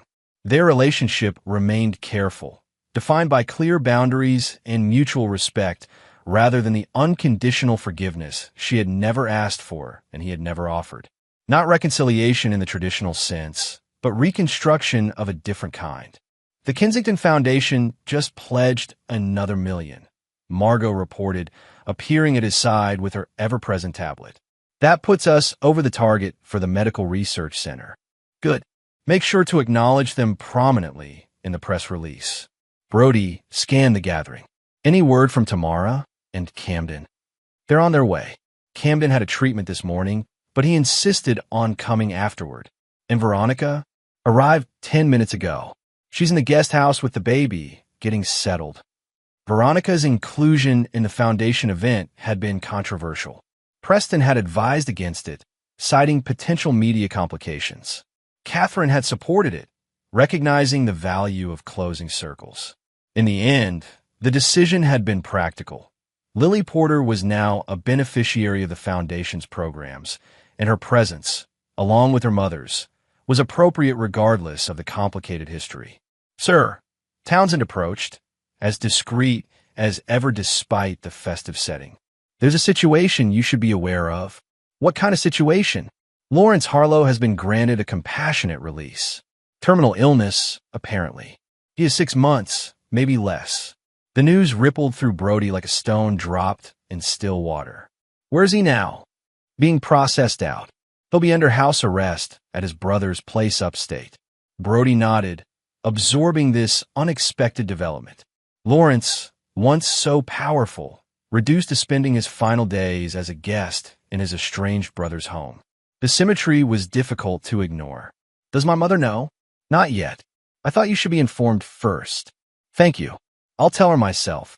As Townsend departed, Brody caught sight of Tamara and Camden entering the main tent. The boy moved more confidently now, his medical treatments having stabilized his condition enough for him to participate in a modified sports program the Foundation had established. He spotted Brody and waved, breaking away from his mother to approach. Did you see the Treehouse Village designs? Camden asked without preamble. The architect sent them over yesterday. I did. Your input was invaluable. Brody had included Camden in the planning for the Foundation's latest initiative, a residential program for children requiring extended treatments, featuring accessible tree houses connected by elevated walkways. Mom says I might be able to stay there sometimes, when she has to travel for the Foundation. Tamara had joined the organization 6 months earlier, heading up a parent advocacy program that was already gaining national recognition. Her insight, like Camden's, had proven invaluable to the evolving mission. That's the idea, Brody confirmed. A home away from home when families need it. Camden's expression grew serious. I met Lily yesterday, at Dr. Brennan's office. Did you? What did you think of her? She's small, but Mom says I was small too. The boy fidgeted with his jacket sleeve. She's my sister, right? Since we have the same dad. Brody chose his words carefully. Half-sister, technically, but family isn't always about technical definitions. That's what Mom says. Camden looked across the tent to where Tamara was speaking with Eleanor. Is Lily going to live here? At the estate? No. She and her mother have their own place. But they'll be involved with the Foundation, just like you and your mom. Camden nodded, processing this. Is my dad ever getting out of prison? Yes, eventually, but not for several years. Will I still be part of the Foundation when he does? Well, Lily, the question revealed the boy's underlying concern, that the connections he'd formed, the community he'd found, might be contingent on the complicated relationships of the adults around him. Camden, Brody said, crouching to meet the boy's eye level. The Foundation exists for you and children like you, not because of who your father is or what happened between the adults in your life. That will never change, no matter what else does. The boy's relief was evident. Good, because I'm designing a new wing for the Treehouse Village. For teenagers. Already thinking ahead to your own needs? Brody smiled. Someone has to. Camden shrugged with the pragmatism of a child who had grown up too quickly. Adults are too busy dealing with the past. Out of the mouths of babes, as the saying went. Brody straightened, watching as Camden rejoined his mother and Eleanor. The three of them forming a tableau that would have been unimaginable 2 years earlier. Across the lawn, he spotted Veronica emerging from the guest house, a baby carrier in her arms. She paused, scanning the gathering as if unsure of her welcome despite the formal invitation. Preston intercepted her, escorting her toward the refreshment tent with professional courtesy. The sight of Veronica with her daughter, Niles's daughter, still evoked complicated emotions. Not the white-hot anger of betrayal that had fueled his revenge, but something more nuanced. A recognition of shattered things partially mended, of cycles broken and continued. Veronica had relocated to the city 6 months earlier, after her financial situation had become desperate. The failed book deal, combined with mounting medical bills from Lily's premature birth, had left her with few options. Brody's offer of a trust for Lily, administered by the Foundation with strict conditions, had been a lifeline she couldn't refuse. Those conditions were non-negotiable. Veronica would have no direct access to the funds. She would sign a legally binding agreement never to attempt another memoir or public account of their marriage. And most importantly, she would acknowledge, in writing, the full extent of her betrayal during their marriage. It had been humbling for her, necessary for him. Now she stood at the periphery of the Foundation gathering, a tolerated presence because of her daughter, not welcome in her own right. The symmetry wasn't lost on Brody. Once he had been the outsider at his own property, watching as others claimed what was rightfully his. The difference was that his exile had been unjust. Hers was earned. Margot appeared at his side again. "It's almost time for your speech. Is everything set for the announcement?" "Yes. The board has approved the new scholarship program and the expanded medical research funding. The press release goes out the moment you finish speaking." Brody nodded, his gaze still on Veronica and her daughter. "And the other matter?" "The documents were delivered to Lawrence this morning." Preston confirmed receipt. The other matter was perhaps Brody's most calculated move yet. Upon learning of his father's terminal diagnosis and compassionate release, he had drafted a comprehensive agreement. In exchange for signing over his remaining assets to the foundation and recording a full confession of his crimes, including his role in Robert Shepard's death, Lawrence would receive top-tier medical care for his final months. Not forgiveness. Never that. But a final accounting that served Brody's purposes while acknowledging the inevitable. "Ladies and gentlemen," Preston announced from a small stage that had been erected on the lawn, "if I could have your attention, Broderick Harlow would like to say a few words." The gathering quieted as Brody made his way to the stage. He surveyed the crowd, the families whose lives had been transformed by the foundation, the medical researchers whose work it funded, the donors whose contributions made it all possible. At the edges stood those connected to his revenge. Catherine Shepard, dignified in her vindication. Tamara and Camden, finding purpose in the aftermath. Eleanor, cautiously rebuilding a life independent of Lawrence's shadow. And Veronica, holding her daughter, a living testament to the complexity of consequences. 1 year ago, Brody began, this property was the site of a very different gathering. One built on deception, manipulation, and greed. His gaze swept over the crowd. Today, we gather for a different purpose. Not to celebrate unions based on lies, but to forge connections based on truth. Not to take, but to give. Not to destroy, but to build. He outlined the foundation's achievements over the past year. The medical treatments funded, the research advanced, the family supported.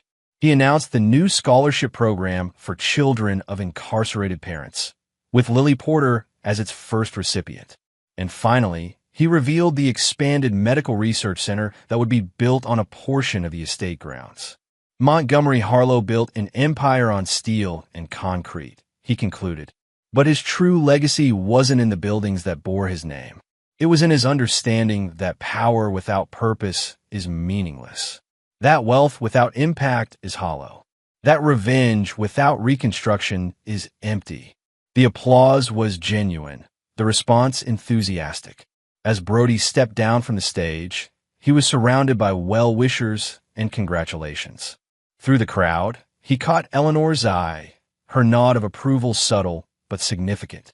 Later, as the event wound down and guests began to depart, Brody found himself alone on the estate's upper terrace, looking out over the grounds now golden in the setting sun. Footsteps behind him announced Veronica's approach. "That was quite a speech," she said, Lily sleeping in a carrier against her chest. "Especially coming from a man who orchestrated one of the most comprehensive acts of revenge I've ever witnessed." Brody didn't turn. "Is there something you need, Veronica?" "Clarity."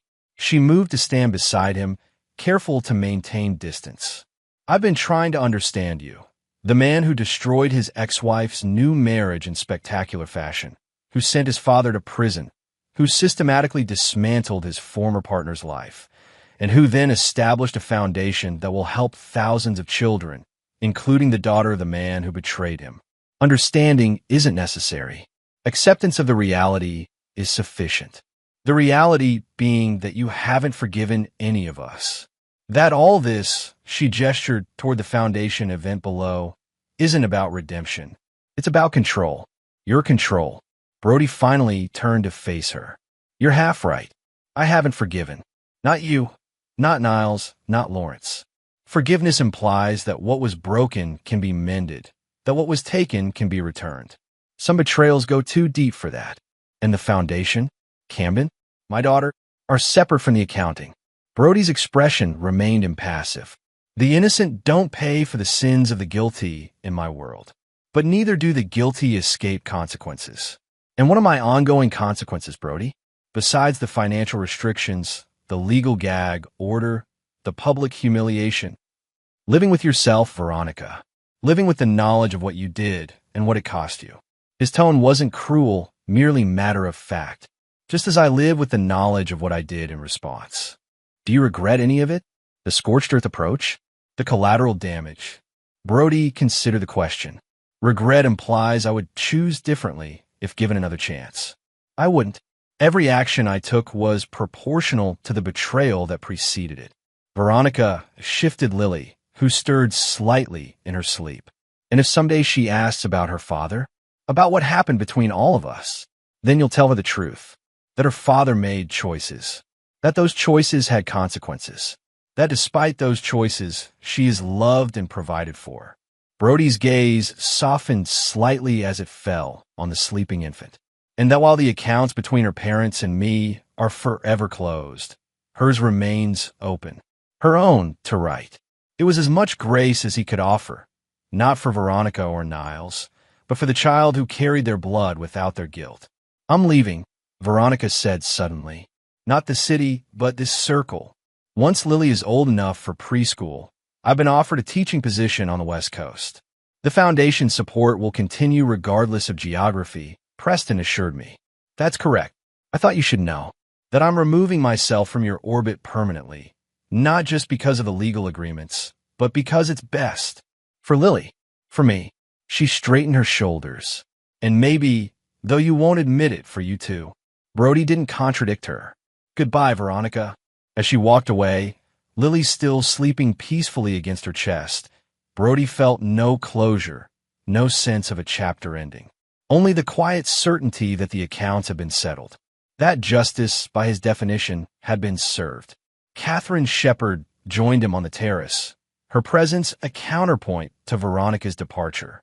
Quite a transformation, she observed, looking out over the estate.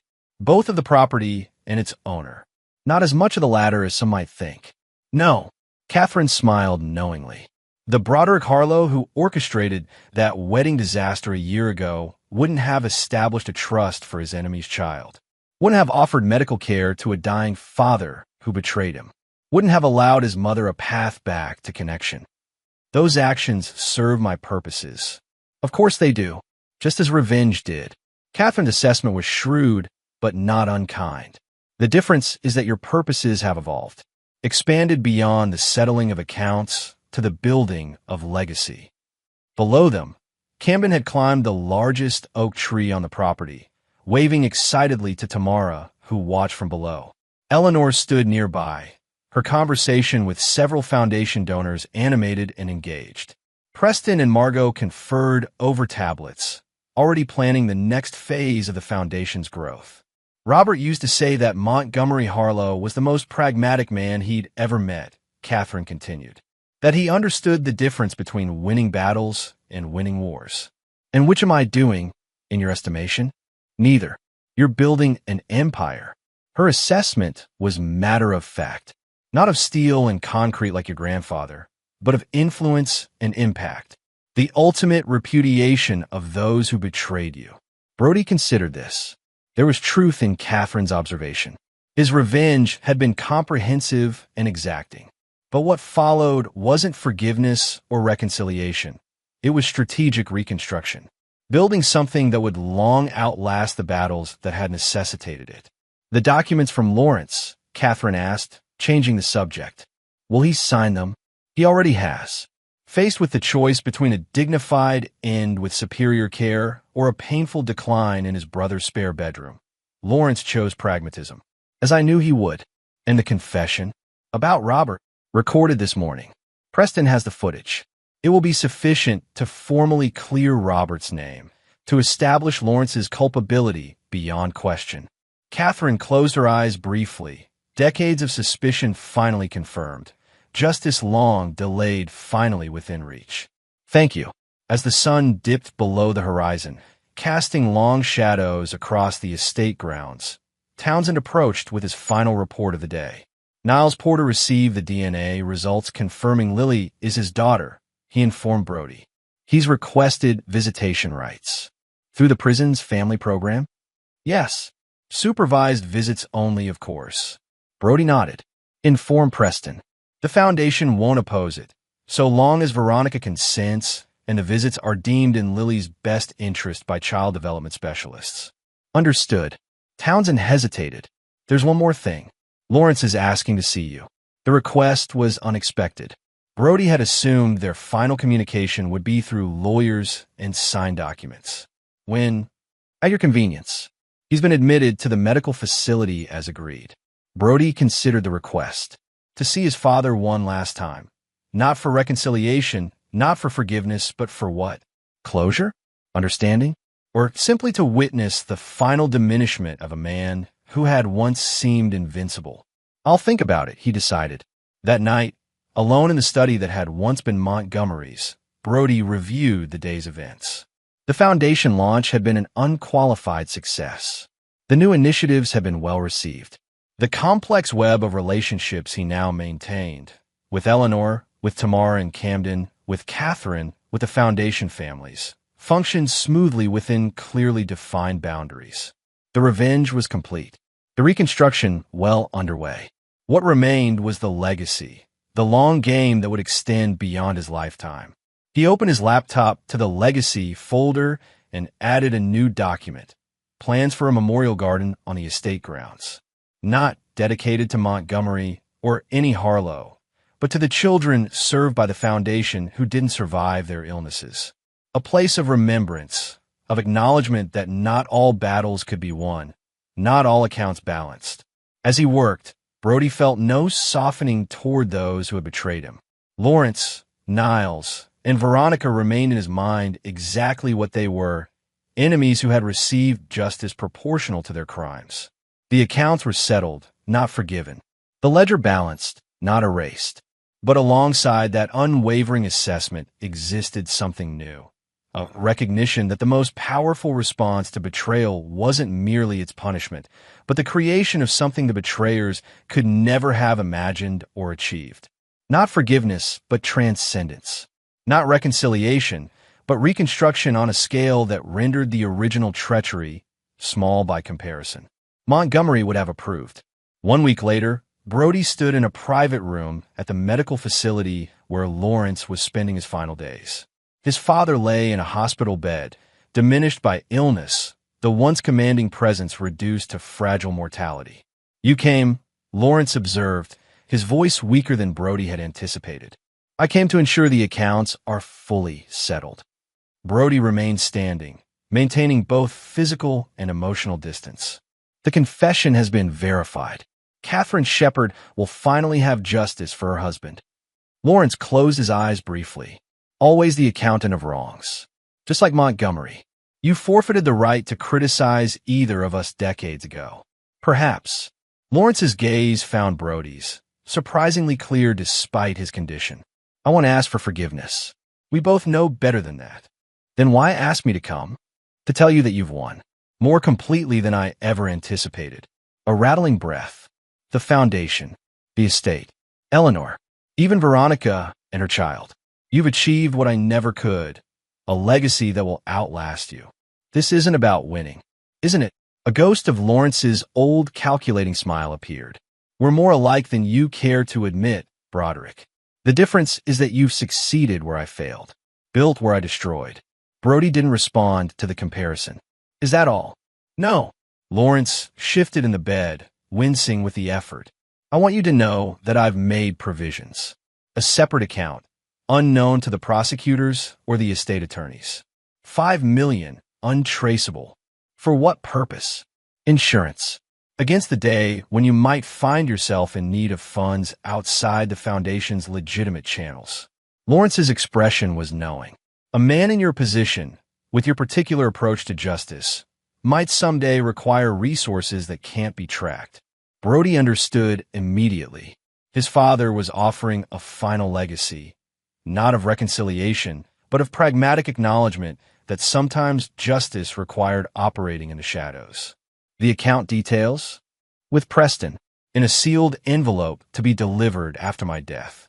Lawrence's breathing had become more labored. "Consider it my final acknowledgement of who you are, who we both are. Brody studied his father, the man who had shaped him through both example and opposition, who had taught him, through betrayal, the value of vigilance, who had shown him, through cruelty, the importance of measured response. Goodbye, father. As he left the medical facility, Brody felt no grief, no closure, no emotional resolution. Only the cool certainty that the accounts would soon be permanently closed, the ledger finally balanced in full. 3 days later, Lawrence Harlow died in his sleep. The official announcement mentioned his contributions to the business community and his family's long history in the region. It made no mention of his crimes, his imprisonment, or the foundation that now controlled his former assets.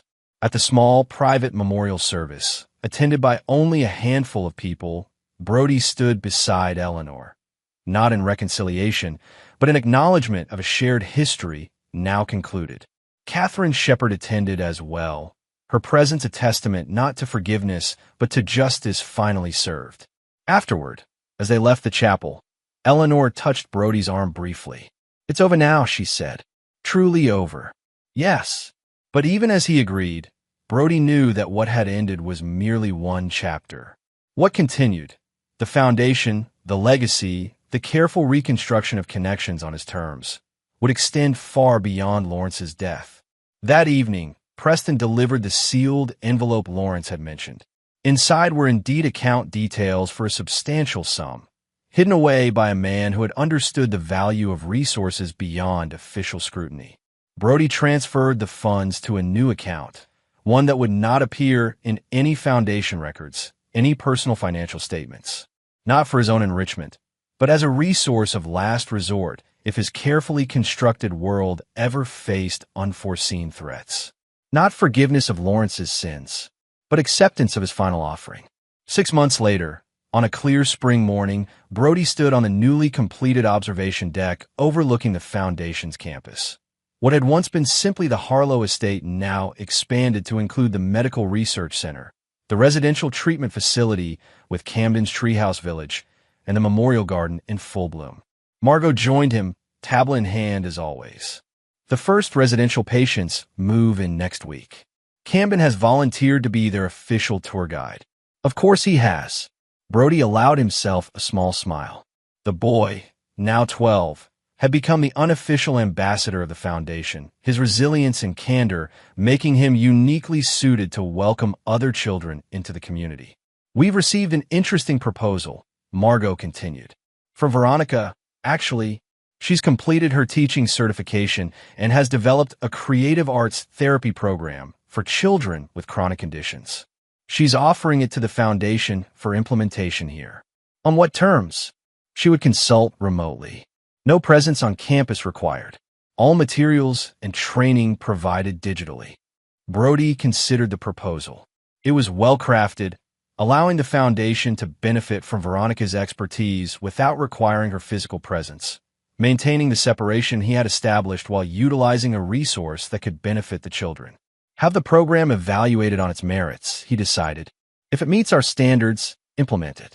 But maintain the separation protocols. She doesn't set foot on the property. Understood. Margot made a note. One last thing. Eleanor asked about Camden's birthday next month. She's commissioned a painting for him, a landscape of the Treehouse Village. Wanted to make sure it wouldn't conflict with any other gifts you had planned. It doesn't. Brody had arranged for a state-of-the-art adaptive gaming system that would allow Camden to play despite his physical limitations. Tell her it's appropriate. As Margot left, Brody remained at the observation point, surveying what he had built from the ashes of betrayal. Not a simple charitable foundation, but a complex ecosystem of care, research, and support that would continue long after he was gone. He had not forgiven. The betrayals remained acknowledged and accounted for. The separation between himself and those who had wronged him maintained with careful precision. Veronica remained excluded from his physical space. Niles remained in prison, facing the consequences of his actions. Lawrence had died without reconciliation. Even Eleanor existed in his life within carefully defined boundaries. But alongside that unforgiveness existed creation, construction, legacy. The accounts were settled, the ledger balanced. Justice, by his definition, had been served. And in that perfect balance, neither forgiveness nor continued vengeance, but calculated reconstruction on his terms, Broderick Harlow had achieved what his grandfather would have recognized as the ultimate victory, not merely surviving betrayal, but transcending it. Building an empire where the betrayers became footnotes in a story that continued long after their chapters had closed. And there you have it. Another story comes to an end. What did you think? I'd love to hear your thoughts in the comments below. If you enjoy this story, consider joining our community by subscribing. It means the world to us. For more stories like this one, check out the recommended videos on screen. And I'll see you there. Welcome back to another story on Infidelity Tales Lab. Before we begin, tell us, where in the world are you watching from? Now, let's dive into today's story. Chapter 1. Foundations Built on Sacrifice. Ward Preston's hands were calloused and cracked. 32 years of pushing mops and hauling trash bags etched into every line. At 54, he'd spent more nights in hospital janitor closets than most people spent in their own homes. The fluorescent lights hummed their familiar song as he wrung out his mop for the last time that Friday evening, watching the dirty water swirl down the drain. His phone buzzed. A text from his son, Gregorio. Wedding is in 2 weeks. Don't embarrass me. Ward stared at the message, then at his reflection in the polished floor. He remembered the night 28 years ago when Gregorio's mother, Lakeisha, walked out of their apartment with nothing but a suitcase and a backward glance. Gregorio had been 3 months old, screaming in his crib, and Ward had been 26 with a high school diploma and a janitor's wage. "You'll never be anything," Lakeisha had said, "and neither will he." Ward proved her wrong the only way he knew how, through sheer, relentless work. Double shifts, triple shifts, sleeping 4 hours a night so Gregorio could have tutors, books, a chance. He'd watched other kids' fathers coach Little League while he mopped their offices. He'd missed every school play, every parent-teacher conference that fell during his shift, but he'd made sure Gregorio had everything. When the Harvard acceptance letter arrived, Ward had cried for the first time in 20 years. He'd framed it, hung it above his bed in their one-bedroom apartment. Gregorio had the bedroom, Ward took the couch. Now, reading that cold text message, something twisted in Ward's chest. He'd noticed a change over the past 5 years. Gregorio's visits became shorter, then stopped altogether. Phone calls turned to texts, text to silence. When Gregorio made partner at Morrison & Associates, Boston's most prestigious law firm, Ward had learned about it from a newspaper article, not his son. The wedding invitation had arrived 3 months late, forwarded to Ward's new address. He'd been evicted from their old apartment after Gregorio stopped sending money. The card was heavy, embossed, expensive. His name was handwritten at the bottom, almost as an afterthought. No +1. No acknowledgement of what Ward had sacrificed. Ward finished his shift and walked to the bus stop. The November wind cut through his thin jacket, the same one he'd worn for 8 years. As the bus rolled through Boston's wealthy neighborhoods toward his motel room in Dorchester, he watched young professionals laughing in restaurants, fathers playing with their children in warm, lit homes. He'd bought a suit for the wedding. It had cost him 2 weeks' wages, but he wanted to make Gregorio proud. He wanted his son to look at him and remember who'd made all this possible. The motel room smelled of mildew and old cigarettes. Ward hung his new suit carefully on the back of the door and sat on the sagging mattress. Tomorrow, he'd take it to get pressed. He wanted everything to be perfect. He had no idea that in 2 weeks, his entire world would shatter. Chapter 2. The Transformation. Gregorio Preston adjusted his Rolex, a gift from his fiancée's father, Pasquale Ortega, who owned half the commercial real estate in Boston. He stood in his corner office at Morrison & Associates, looking down at the city that had once seemed unreachable to a kid from Dorchester. "Gregorio, the Hartman deposition is ready," his assistant said, poking her head through the door. "Cancel it," Gregorio said without turning. "I have wedding details to finalize." He'd worked hard to bury his past. When he'd arrived at Harvard, he'd been ashamed of his threadbare clothes, his accent, the way he didn't know which fork to use at the welcome dinner. He'd watched the legacy kids, like his roommate, Derek Clay, glide through life on connections and confidence. So Gregorio had transformed himself.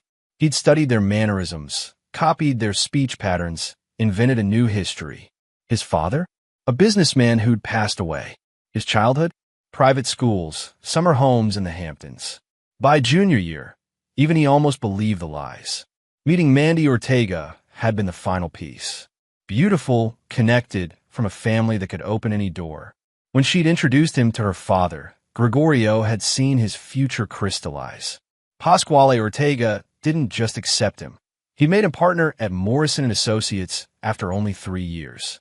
But Ward Preston didn't fit into this new life.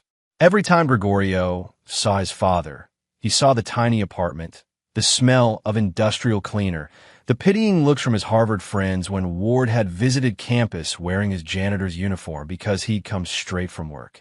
The wedding was Gregorio's grand debut into Boston's elite. 500 guests, including judges, senators, and CEOs. The reception at the Four Seasons. Everything perfect, curated, expensive. His phone rang. Pasquale Ortega. Son, I've been looking over the guest list. Pasquale's gravelly voice came through. I don't see your father's table assignment. Gregorio's jaw tightened. He'd hoped the old man wouldn't notice. He's not in good health. Probably won't make it. That's unfortunate. I wanted to thank him. Mandy says he raised you alone. Must be a hell of a man. Guilt flickered through Gregorio, but he crushed it. He did his best with what he had. After hanging up, Gregorio looked at his phone. Ward had sent him a text last week asking about the dress code. Gregorio hadn't responded. Maybe Ward would get the hint and stay away. But even as he thought it, Gregorio knew his father would come. Ward Preston was nothing if not stubborn. And that meant Gregorio would have to handle the situation when it arrived. He'd come too far to let his past ruin his future. Chapter 3. The Wedding Day. The Four Seasons ballroom glittered like a diamond, every surface reflecting wealth and power. Ward Preston stood outside the grand entrance, his pressed suit suddenly feeling cheap under the chandelier light. His invitation trembled slightly in his hand. May I see your invitation, sir? A security guard materialized beside him. Ward handed it over, watching the guard's eyes scan it, then scan Ward himself. The comparison was clear. Ward didn't belong. Table 47, the guard said, returning the card. In the back. Inside, the ballroom was a cathedral of privilege. Ice sculptures, crystal everywhere, an orchestra playing Vivaldi. Ward spotted Gregorio immediately. His son stood surrounded by men in expensive suits, laughing at something. Gregorio wore a tuxedo that probably cost more than Ward made in 6 months. Mandy Ortega was beautiful in her white gown, dripping with diamonds. Her father, Pasquale, held court nearby, a short, powerful man who commanded attention without raising his voice. Ward made his way toward his table, hoping to catch Gregorio's eye, to share a smile. But Gregorio turned away, deliberately, and Ward felt the cut like a knife. Table 47 was in the far corner, behind a pillar, obscured from the main room. Ward sat alone. The other chairs remained empty. He watched the ceremony from a distance, his son's back to him the entire time.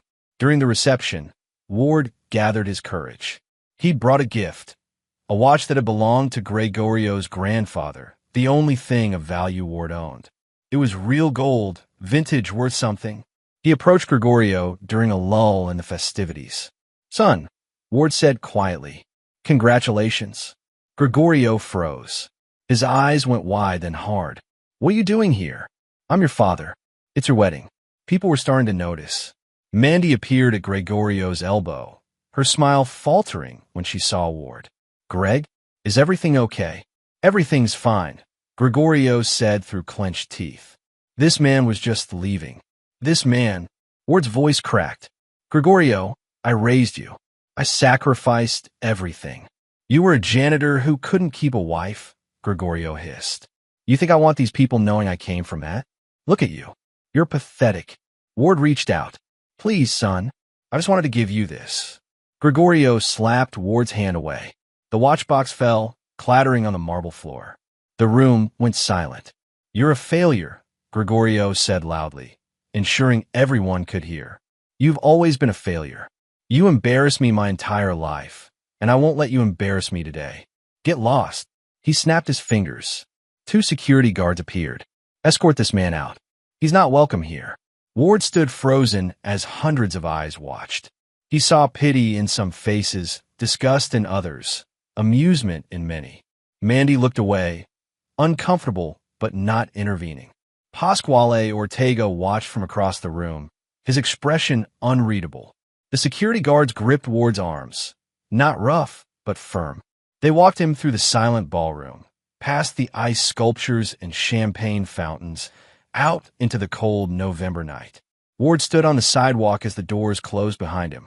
Through the windows, he could see the party resume, his son laughing again, this moment already forgotten. Ward picked up his fallen watch box from where a guard had tossed it after him. He walked to the nearest bus stop, his new suit already feeling like a costume, and rode back to his motel room in Dorchester. Chapter 4. The Woman at the Door. Ward sat on the edge of his motel bed at 11 p.m., still wearing his suit. He hadn't moved since returning 3 hours ago. The humiliation played on repeat in his mind. The slap, the words, the eyes. You're a failure. A knock on the door startled him from his thoughts. Ward opened it to find a woman in her mid-40s, wearing a dark coat despite the cold. Her face was lined with grief, her eyes carrying a weight he recognized. Ward Preston? She asked. Who's asking? My name is Dina O'Connell. We've never met, but we share something in common. We've both been destroyed by your son. Ward's exhaustion evaporated. What are you talking about? Dina pulled out a folder, thick with documents. May I come in? What I have to tell you will change everything. 5 minutes later, Ward was reading through police reports, newspaper clippings, and photographs while Dina O'Connell spoke in a voice that shook with controlled rage. 7 years ago, my daughter Misty was a junior at Harvard.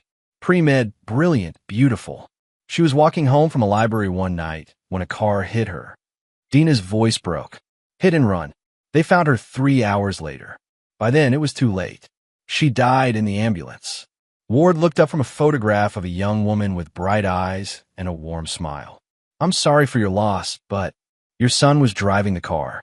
The words hung in the air like a guillotine blade.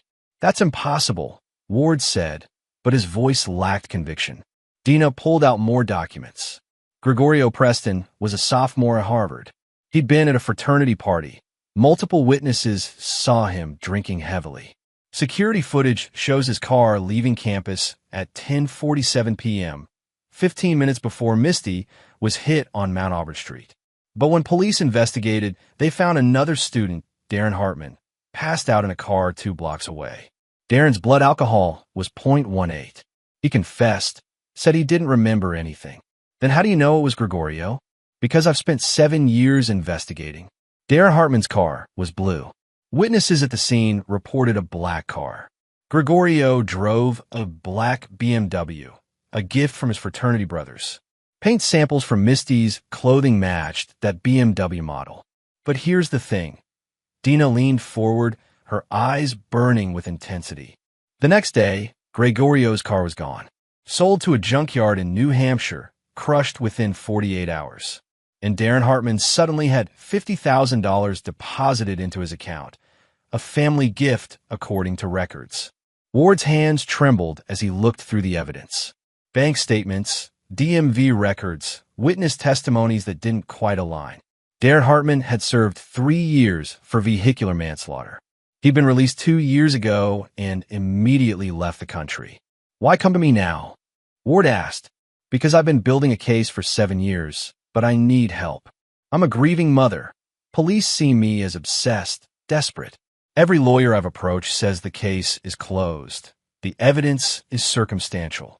But you, Dina's voice hardened with purpose. You're his father. You have access he'd never suspect. And after what happened tonight, she pulled out her phone, showing a video that had already hit social media. Ward watched himself being escorted out of the wedding. Gregorio's voice clear. You're a failure.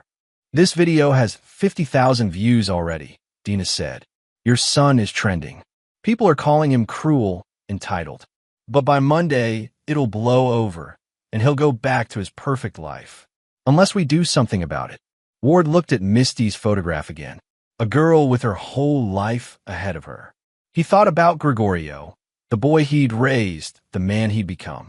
What do you want from me? Dina smiled, though it held no warmth. I want justice for my daughter. And I think you want your son to understand that actions have consequences. Ow! Your son is defending a major case, the Mosley Corporation fraud trial. It's all over the news. If he wins, he makes senior partner and the Ortega family solidifies their power.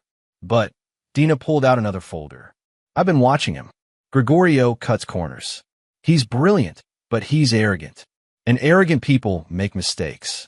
Ward stared at the evidence spread across his motel bed. His son, a killer. His son, who'd let an innocent man go to prison. His son, who'd called him a failure. I need time to think, Ward said. You have until Monday, Dina replied, standing. After that, I'm going to the media with what I have. It might not be enough to convict him, but it'll destroy his reputation. Or, she paused at the door. We can work together and make sure he pays for everything. Your choice. After she left, Ward sat in the dark for hours. Outside, the city hummed with life. Inside, a father mourned the son he thought he'd raised and contemplated the monster that son had become. By dawn, Ward Preston had made his decision. Chapter 5. The Investigation. Ward Preston had worked as a janitor for 3 decades, invisible in hospitals, office buildings, and courtrooms. People talked around janitors like they were furniture. They left documents on desks, had conversations on phones, tossed important papers in the trash without a second thought. For the first time in his life, Ward would use that invisibility as a weapon. Monday morning, he called Dina O'Connell. I'm in, but we do this smart, and we do it right. They met at a diner in Somerville, far from Gregorio's world. Dina brought Edmundo Underwood, a former police detective who'd been forced into retirement after questioning the official narrative of Misty's death. Edmundo was in his 60s, gray-haired and sharp-eyed. I was the responding officer that night, Edmundo explained, stirring his coffee. Something didn't add up. Darren Hartman was found 2 blocks from the scene, passed out. But the impact pattern on Misty's body suggested the car was going at least 50 miles per hour. Darren was barely conscious. How did he drive that fast, hit someone, and then travel 2 more blocks before passing out? Why didn't you pursue it? Ward asked. Edmundo's jaw tightened. I tried, but Darren confessed almost immediately. His lawyer convinced him that fighting it would mean 10 years instead of 3. The department wanted it closed. And when I kept pushing, he shrugged. Suddenly I was unfit for duty. Forced retirement at 58. Gregorio had help covering this up, Dina said. Rich friends, powerful connections, even back then. We need to prove he was driving that car. And we need evidence that will hold up in court, in the media, everywhere. Ward thought for a moment. The Mosley trial. Dina mentioned it. Tell me more. Dina pulled out newspapers. Lorenzo Mosley, a real estate developer, was accused of fraud, selling properties with undisclosed environmental contamination. Gregorio was lead counsel for the defense. If he won, Morrison and Associates would earn $15 million in fees, and Gregorio would become senior partner. The trial starts in 3 weeks, Dina said. It's high profile. Every news outlet in Boston is covering it. An idea began forming in Ward's mind. What if we expose Gregorio's past during the trial? Maximum publicity, maximum pressure. We need more evidence first, Edmundo cautioned. Right now, we have circumstantial connections. We need something concrete. Ward made a decision that surprised even himself. I can get inside Morrison and Associates. They hire janitors through a contracting company. I've worked for them before. You want to spy on your own son? Dina asked. I want to find the truth, Ward corrected. If Gregorio is innocent, the evidence will show that. But if he's guilty, Ward's voice hardened, then he needs to face what he's done. Within a week, Ward was working night shifts at Morrison and Associates, mopping floors in the same building where his son worked. The irony wasn't lost on him. Gregorio's office was on the 42nd floor. Ward had access to it after 8 p.m., when most attorneys had left. He wore gloves, was careful, methodical. He didn't steal anything that would be noticed, but he photographed documents with a cheap camera phone Edmundo had given him. Client files, phone records, billing statements. On the third night, Ward hit gold. Tucked in a locked drawer, which Ward had learned to pick from a YouTube video, he found a personal file. Letters, photographs, mementos from Harvard. And there, buried beneath old report cards and fraternity photos, was a receipt from Prestige Auto Salvage in Nashua, New Hampshire. Dated the day after Misty O'Connell's death. Payment, $3,500 for a 2016 black BMW 3 Series. Ward photographed it with shaking hands. But the real discovery came in Gregorio's computer. The password was pathetically simple: Mandy's birthday. Ward wasn't tech-savvy, but Edmundo had given him a USB drive that automatically searched for specific keywords. Harvard, Misty, Darren, accident. The search hit on an email thread from 7 years ago. Gregorio's Harvard email account, which he'd apparently never deleted. Greg, Dad's people handled it. Hartman will take the fall. $50,000 is cheap for your future. Destroy this email. PC. Pasquale Ortega. Mandy's father had helped cover up the hit and run. Ward photographed everything, his heart pounding. This was it. Proof that Gregorio had been involved. Proof that Pasquale Ortega had orchestrated a cover-up. Proof that an innocent man had gone to prison. As Ward closed the drawer and reset everything exactly as he'd found it, he noticed one more thing: a photograph on Gregorio's desk. It was from Harvard graduation. Gregorio stood with Pasquale Ortega and Mandy, all smiling. In the corner of the photo, barely visible, was Ward himself. Gregorio had cropped him out, but whoever had framed the photo had included just enough of the original to show Ward's shadow. Even then, Gregorio had been erasing him. Ward met with Dina and Edmundo the next morning. When he saw the evidence, Dina wept. Edmundo's face became granite. "This is enough for the police," Edmundo said. "We reopen the investigation." "No," Ward said, surprising them both. "Going to the police now, Gregorio and Pasquale will bury it again. They have too much power, too many connections. We need to do this publicly, where they can't hide." "Ow," Dina asked.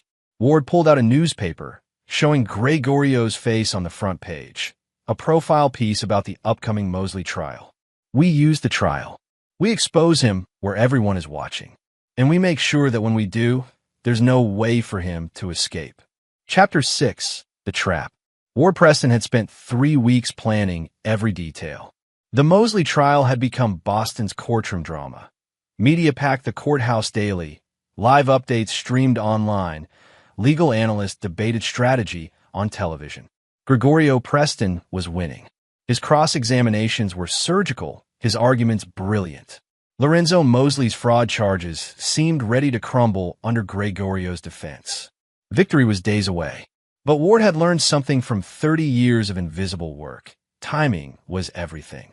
Edmundo Underwood had connections, retired cops who owed him favors, journalists who'd been stonewalled 7 years ago when questioning Misty's death, prosecutors who'd always suspected the Hartman confession was too convenient. Dina O'Connell had persistence. She tracked down Darren Hartman in Thailand and convinced him to talk, recording his confession that he'd been paid to take the fall, that he'd been so drunk that night he couldn't remember anything, that powerful people had promised him it would be better this way. And Ward had access. His janitor position at Morrison & Associates gave him something invaluable: knowledge of Gregorio's routines, his security protocols, his arrogance. The plan was simple in concept, complex in execution. They would expose Gregorio during the Mosley trial's closing arguments, the moment of his greatest triumph, before the largest audience. But exposure alone wasn't enough.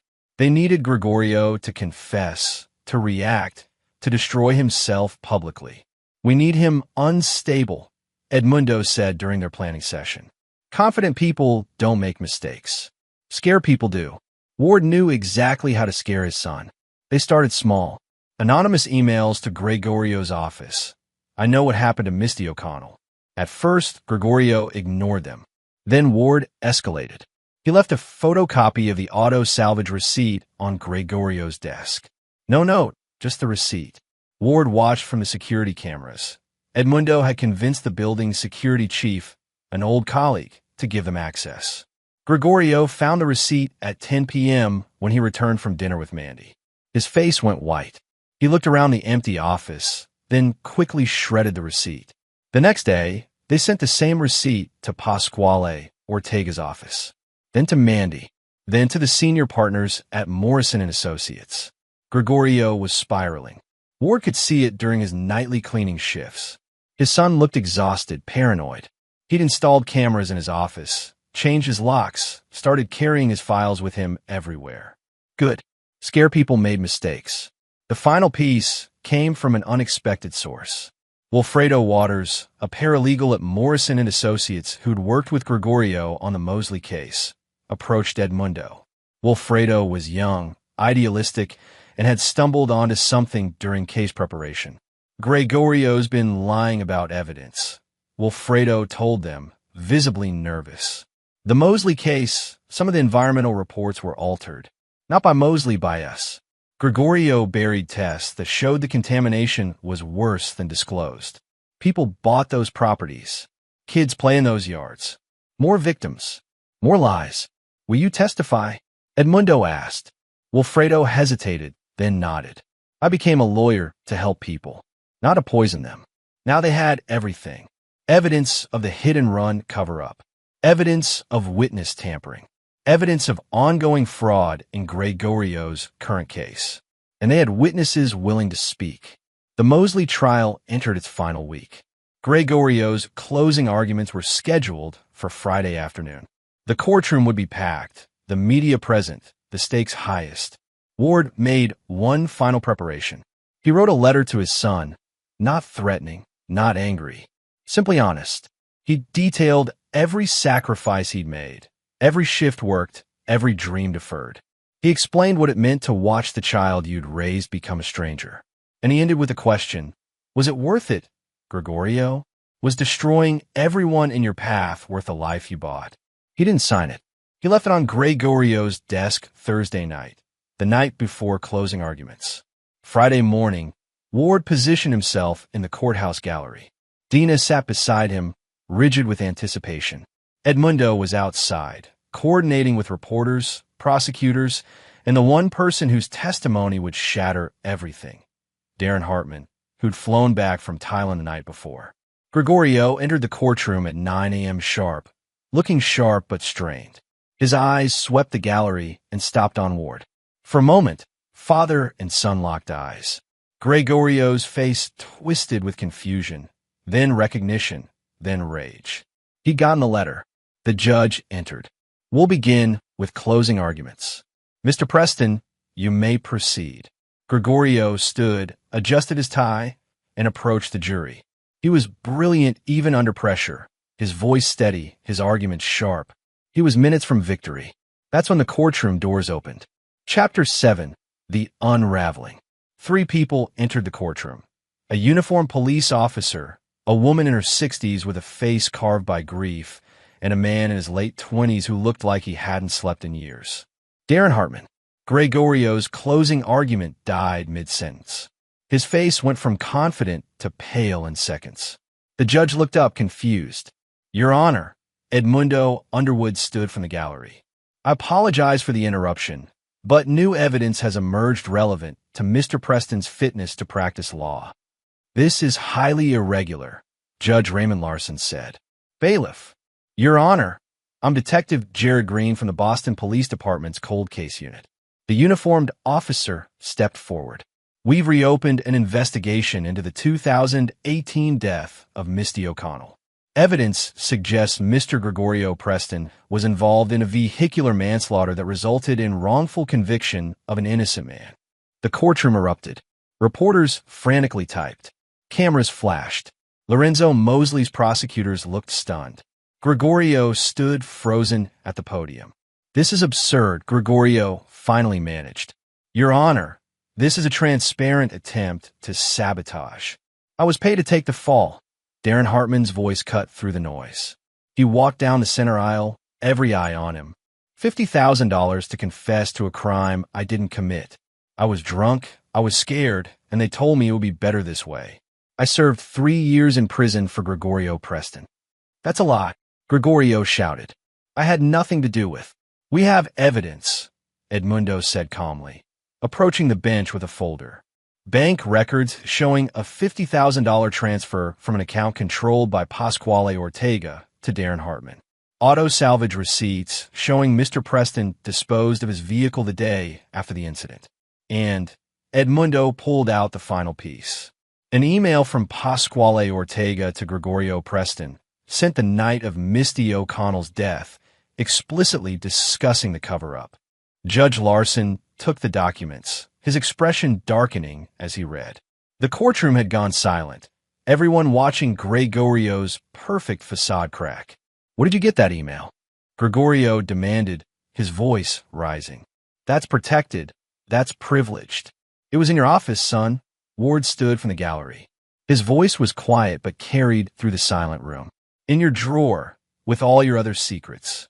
Gregorio's eyes locked on his father. You, he breathed. You did this. I found the truth, Ward replied.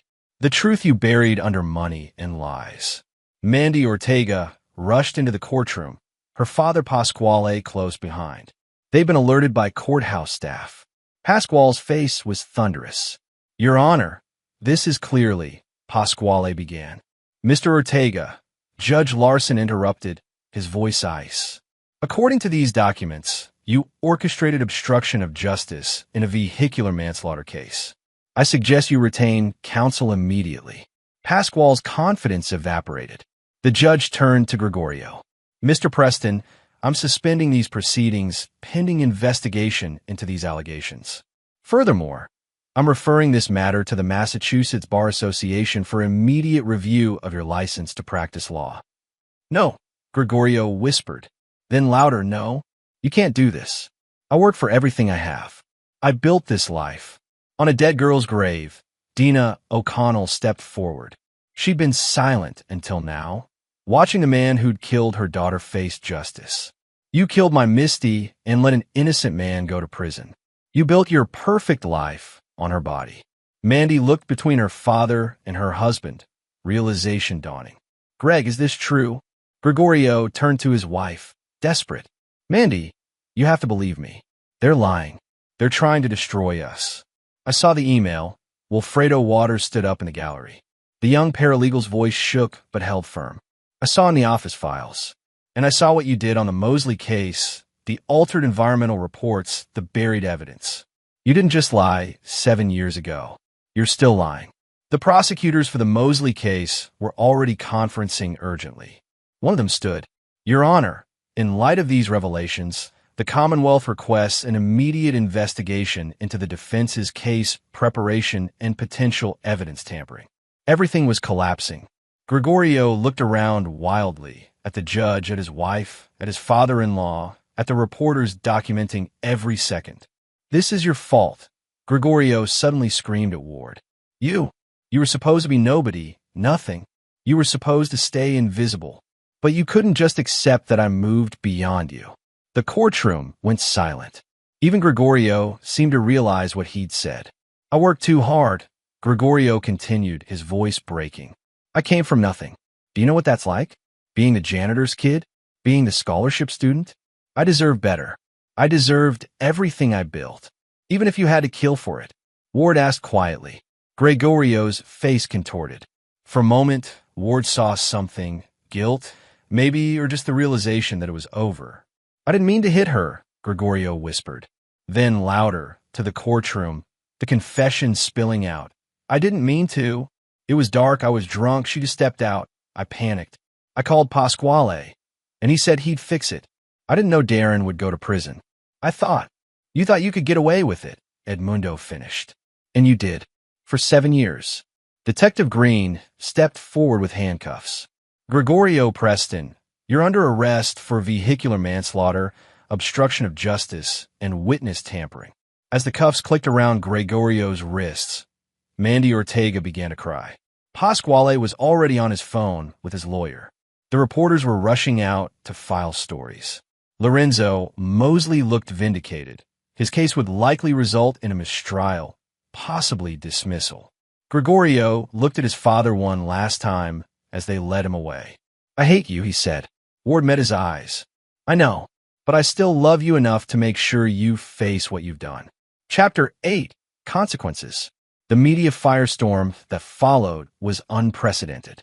Within hours, every news outlet in Boston was running the story. Harvard lawyer arrested in 7-year-old hit-and-run cover-up. The wedding video resurfaced with new context. Gregorio publicly humiliating his father, the same father who'd ultimately brought him to justice. Public opinion was savage and immediate. Social media erupted with commentary, most of it condemning Gregorio's cruelty and celebrating Ward's courage. The phrase, "janitor's justice," started trending. Ward Preston found himself in a strange new world.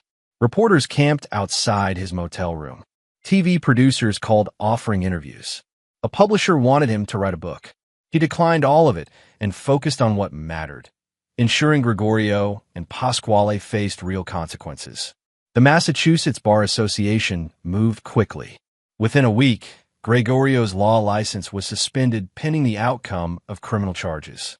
Morrison and Associates released a statement terminating his partnership effective immediately. Clients began pulling their business from a firm. The Mosley trial ended in a mistrial. Prosecutors discovered the altered environmental reports, thanks to Wilfredo Waters' testimony, and opened a separate investigation into Morrison and Associates' practices. Several other cases Gregorio had worked on came under scrutiny. Pasquale Ortega was charged with obstruction of justice and accessory after the fact. His real estate empire began crumbling as investors fled and partners distanced themselves. The man who controlled half of Boston's commercial property market was toxic overnight. Mandy Ortega filed for divorce exactly 2 weeks after Gregorio's arrest. The prenuptial agreement Gregorio had signed, at Pasquale's insistence, ironically, left him with almost nothing. But the most satisfying moment came a month later, during Gregorio's bail hearing. Ward sat in the courtroom gallery, not in the back this time, but in the front row. Dina O'Connell beside him, Edmundo on her other side. Darren Hartman had returned to Thailand, but sent a video statement that was played in court. "I lost 3 years of my life to protect a rich kid. I hope he gets what he deserves." Gregorio entered in County Jail Orange, a far cry from his expensive suits. His lawyer, a public defender, since all his assets were frozen, argued for reasonable bail. The prosecutor stood. "Your Honor, Mr. Preston has substantial means hidden in offshore accounts, connections internationally through his wife's family, and a demonstrated willingness to obstruct justice. He's an extreme flight risk. I have nowhere to go," Gregorio said, his voice hollow. "Everything I built is gone." Judge Larson, the same judge from the Mosley trial, looked at Gregorio with undisguised contempt. "Mr. Preston, you took a young woman's life and allowed an innocent man to suffer for your crime. You built a career on lies and destroyed anyone who threatened your image, including, apparently, your own father. Bail is denied. You'll remain in custody until trial." As they led Gregorio away, he looked at Ward one last time. Not with hate this time, with something closer to despair. That evening, Ward met with Dina at a small restaurant in Cambridge. She looked lighter than she had in their entire acquaintance, as if a weight had been lifted. "They're offering him a plea deal," Dina said. 20 years with possibility of parole after 12. "His lawyer says he'll probably take it." Ward nodded slowly. 20 years. Gregorio would be 50 when he got out. His entire life changed. "How do you feel?" Dina asked. Ward considered the question. "Tired, sad, but certain. This needed to happen.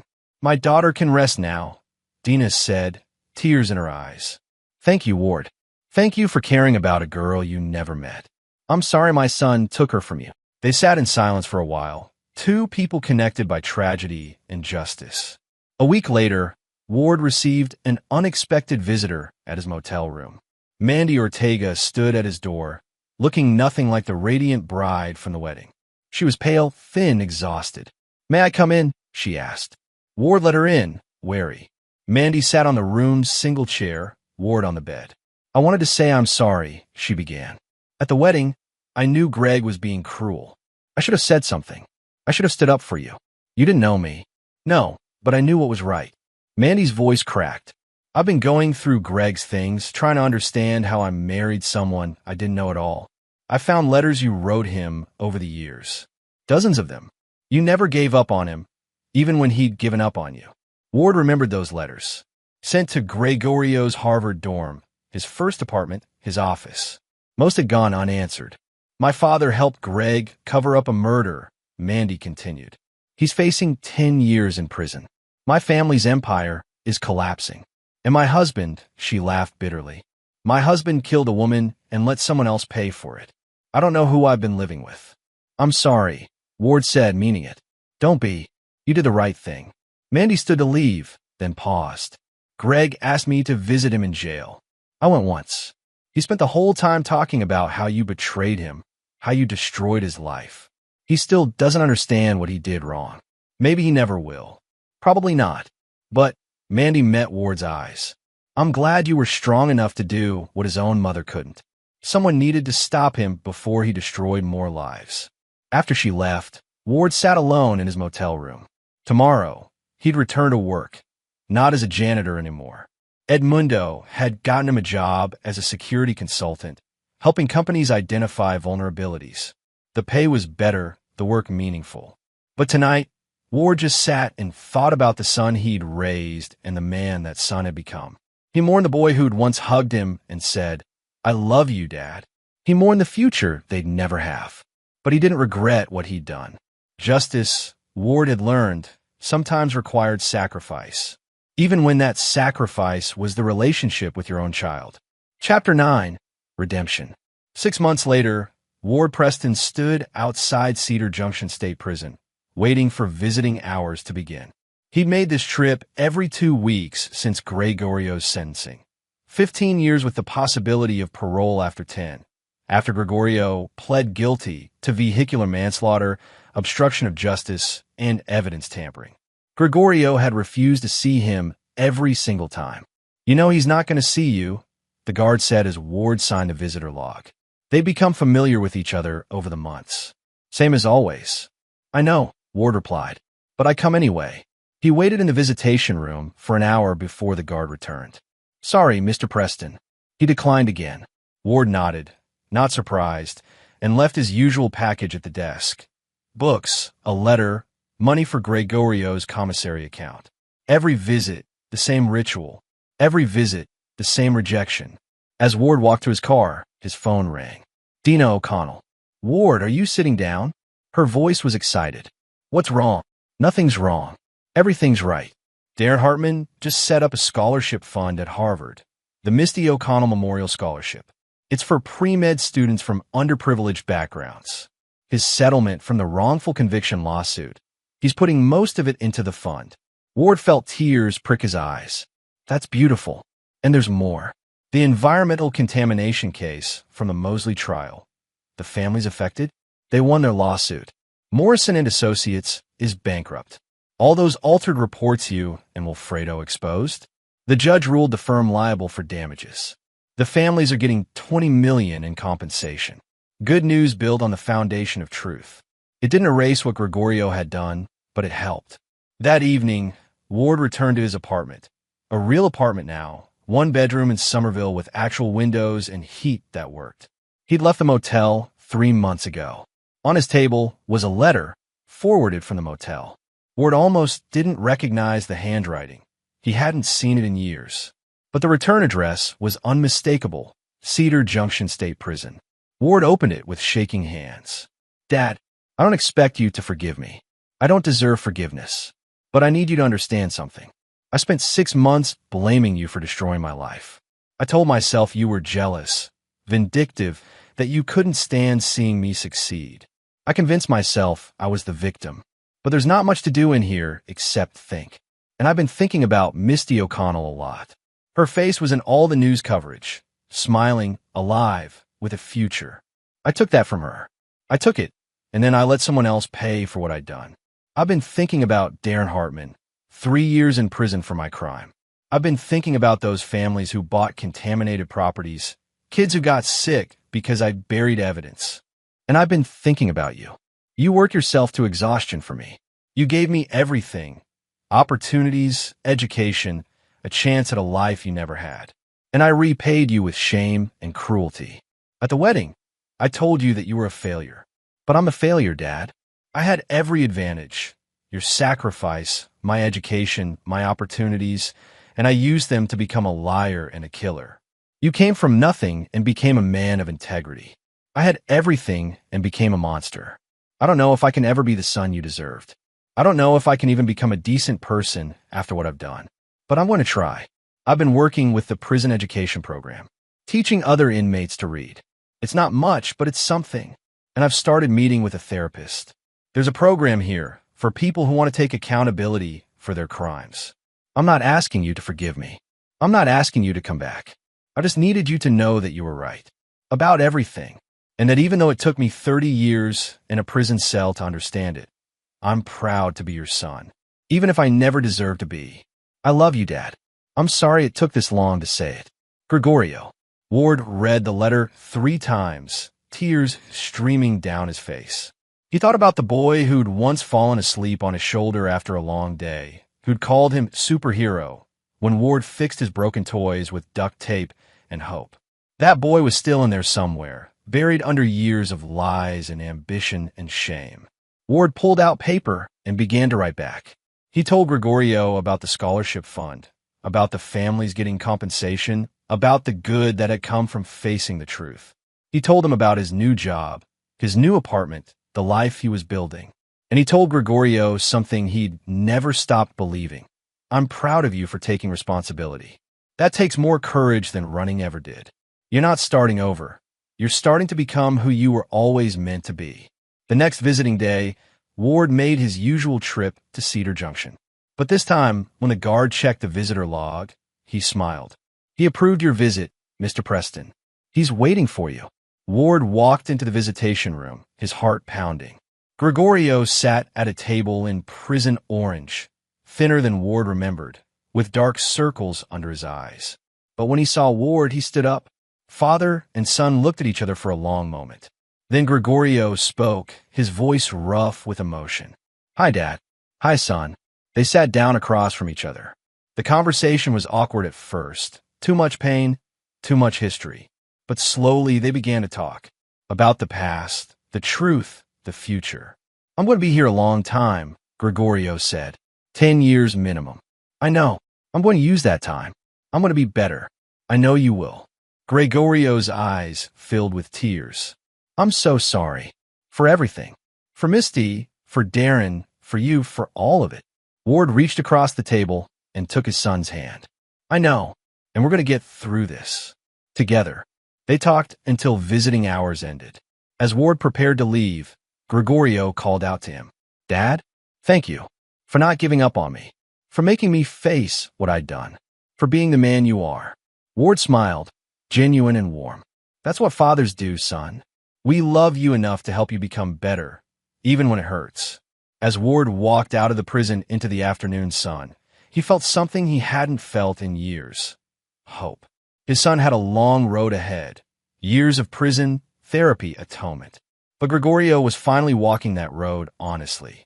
Ward got in his car and drove back to Somerville. Tomorrow, he'd start planning his next visit. He'd bring more books, more letters, more support. Because that's what you did for the people you loved. You showed up, you told the truth, and you helped them find their way back to who they were meant to be. Ward Preston had been called a failure by the son he'd raised. But in the end, he'd proven that success wasn't measured in money or status or prestigious jobs. Success was measured in integrity, in courage, in the strength to do what was right even when it cost you everything. He was a janitor who'd worked double shifts for decades. He was a single father who'd sacrificed everything for his son. He was an invisible man who'd brought down the powerful. And he was proud of all of it. Epilogue. 5 years later, Ward Preston received a letter from Harvard University. The Misty O'Connell Memorial Scholarship Fund had grown significantly, funded by donations from across the country. They wanted Ward to speak at the annual scholarship ceremony. Ward stood before a room full of students, young, bright-eyed, full of potential. He told them about Misty O'Connell, about second chances, about the importance of integrity. And he told them about his son. Gregorio Preston made terrible choices, Ward said. He hurt people, destroyed lives, and paid the price. But he's also taking responsibility. He's teaching other inmates, working toward his degree, becoming a peer counselor. He won't be defined by his worst moments. He'll be defined by what he does with his second chance. After the ceremony, a young woman approached Ward. She was the recipient of a scholarship, a pre-med student from Dorchester who reminded Ward achingly of Gregorio at that age. "Thank you," she said, "for fighting for justice, and for showing us that it's never too late to do the right thing." Ward smiled. "Make the most of your opportunity. And remember, success isn't about how high you climb. It's about who you lift up along the way." That night, Ward visited Gregorio in prison. His son had been moved to a lower security facility for good behavior. In 3 more years, he'd be eligible for parole. "I heard about your speech," Gregorio said. They sat in the visitation room, comfortable with each other now in a way they'd never been before. "I'm glad you told the truth.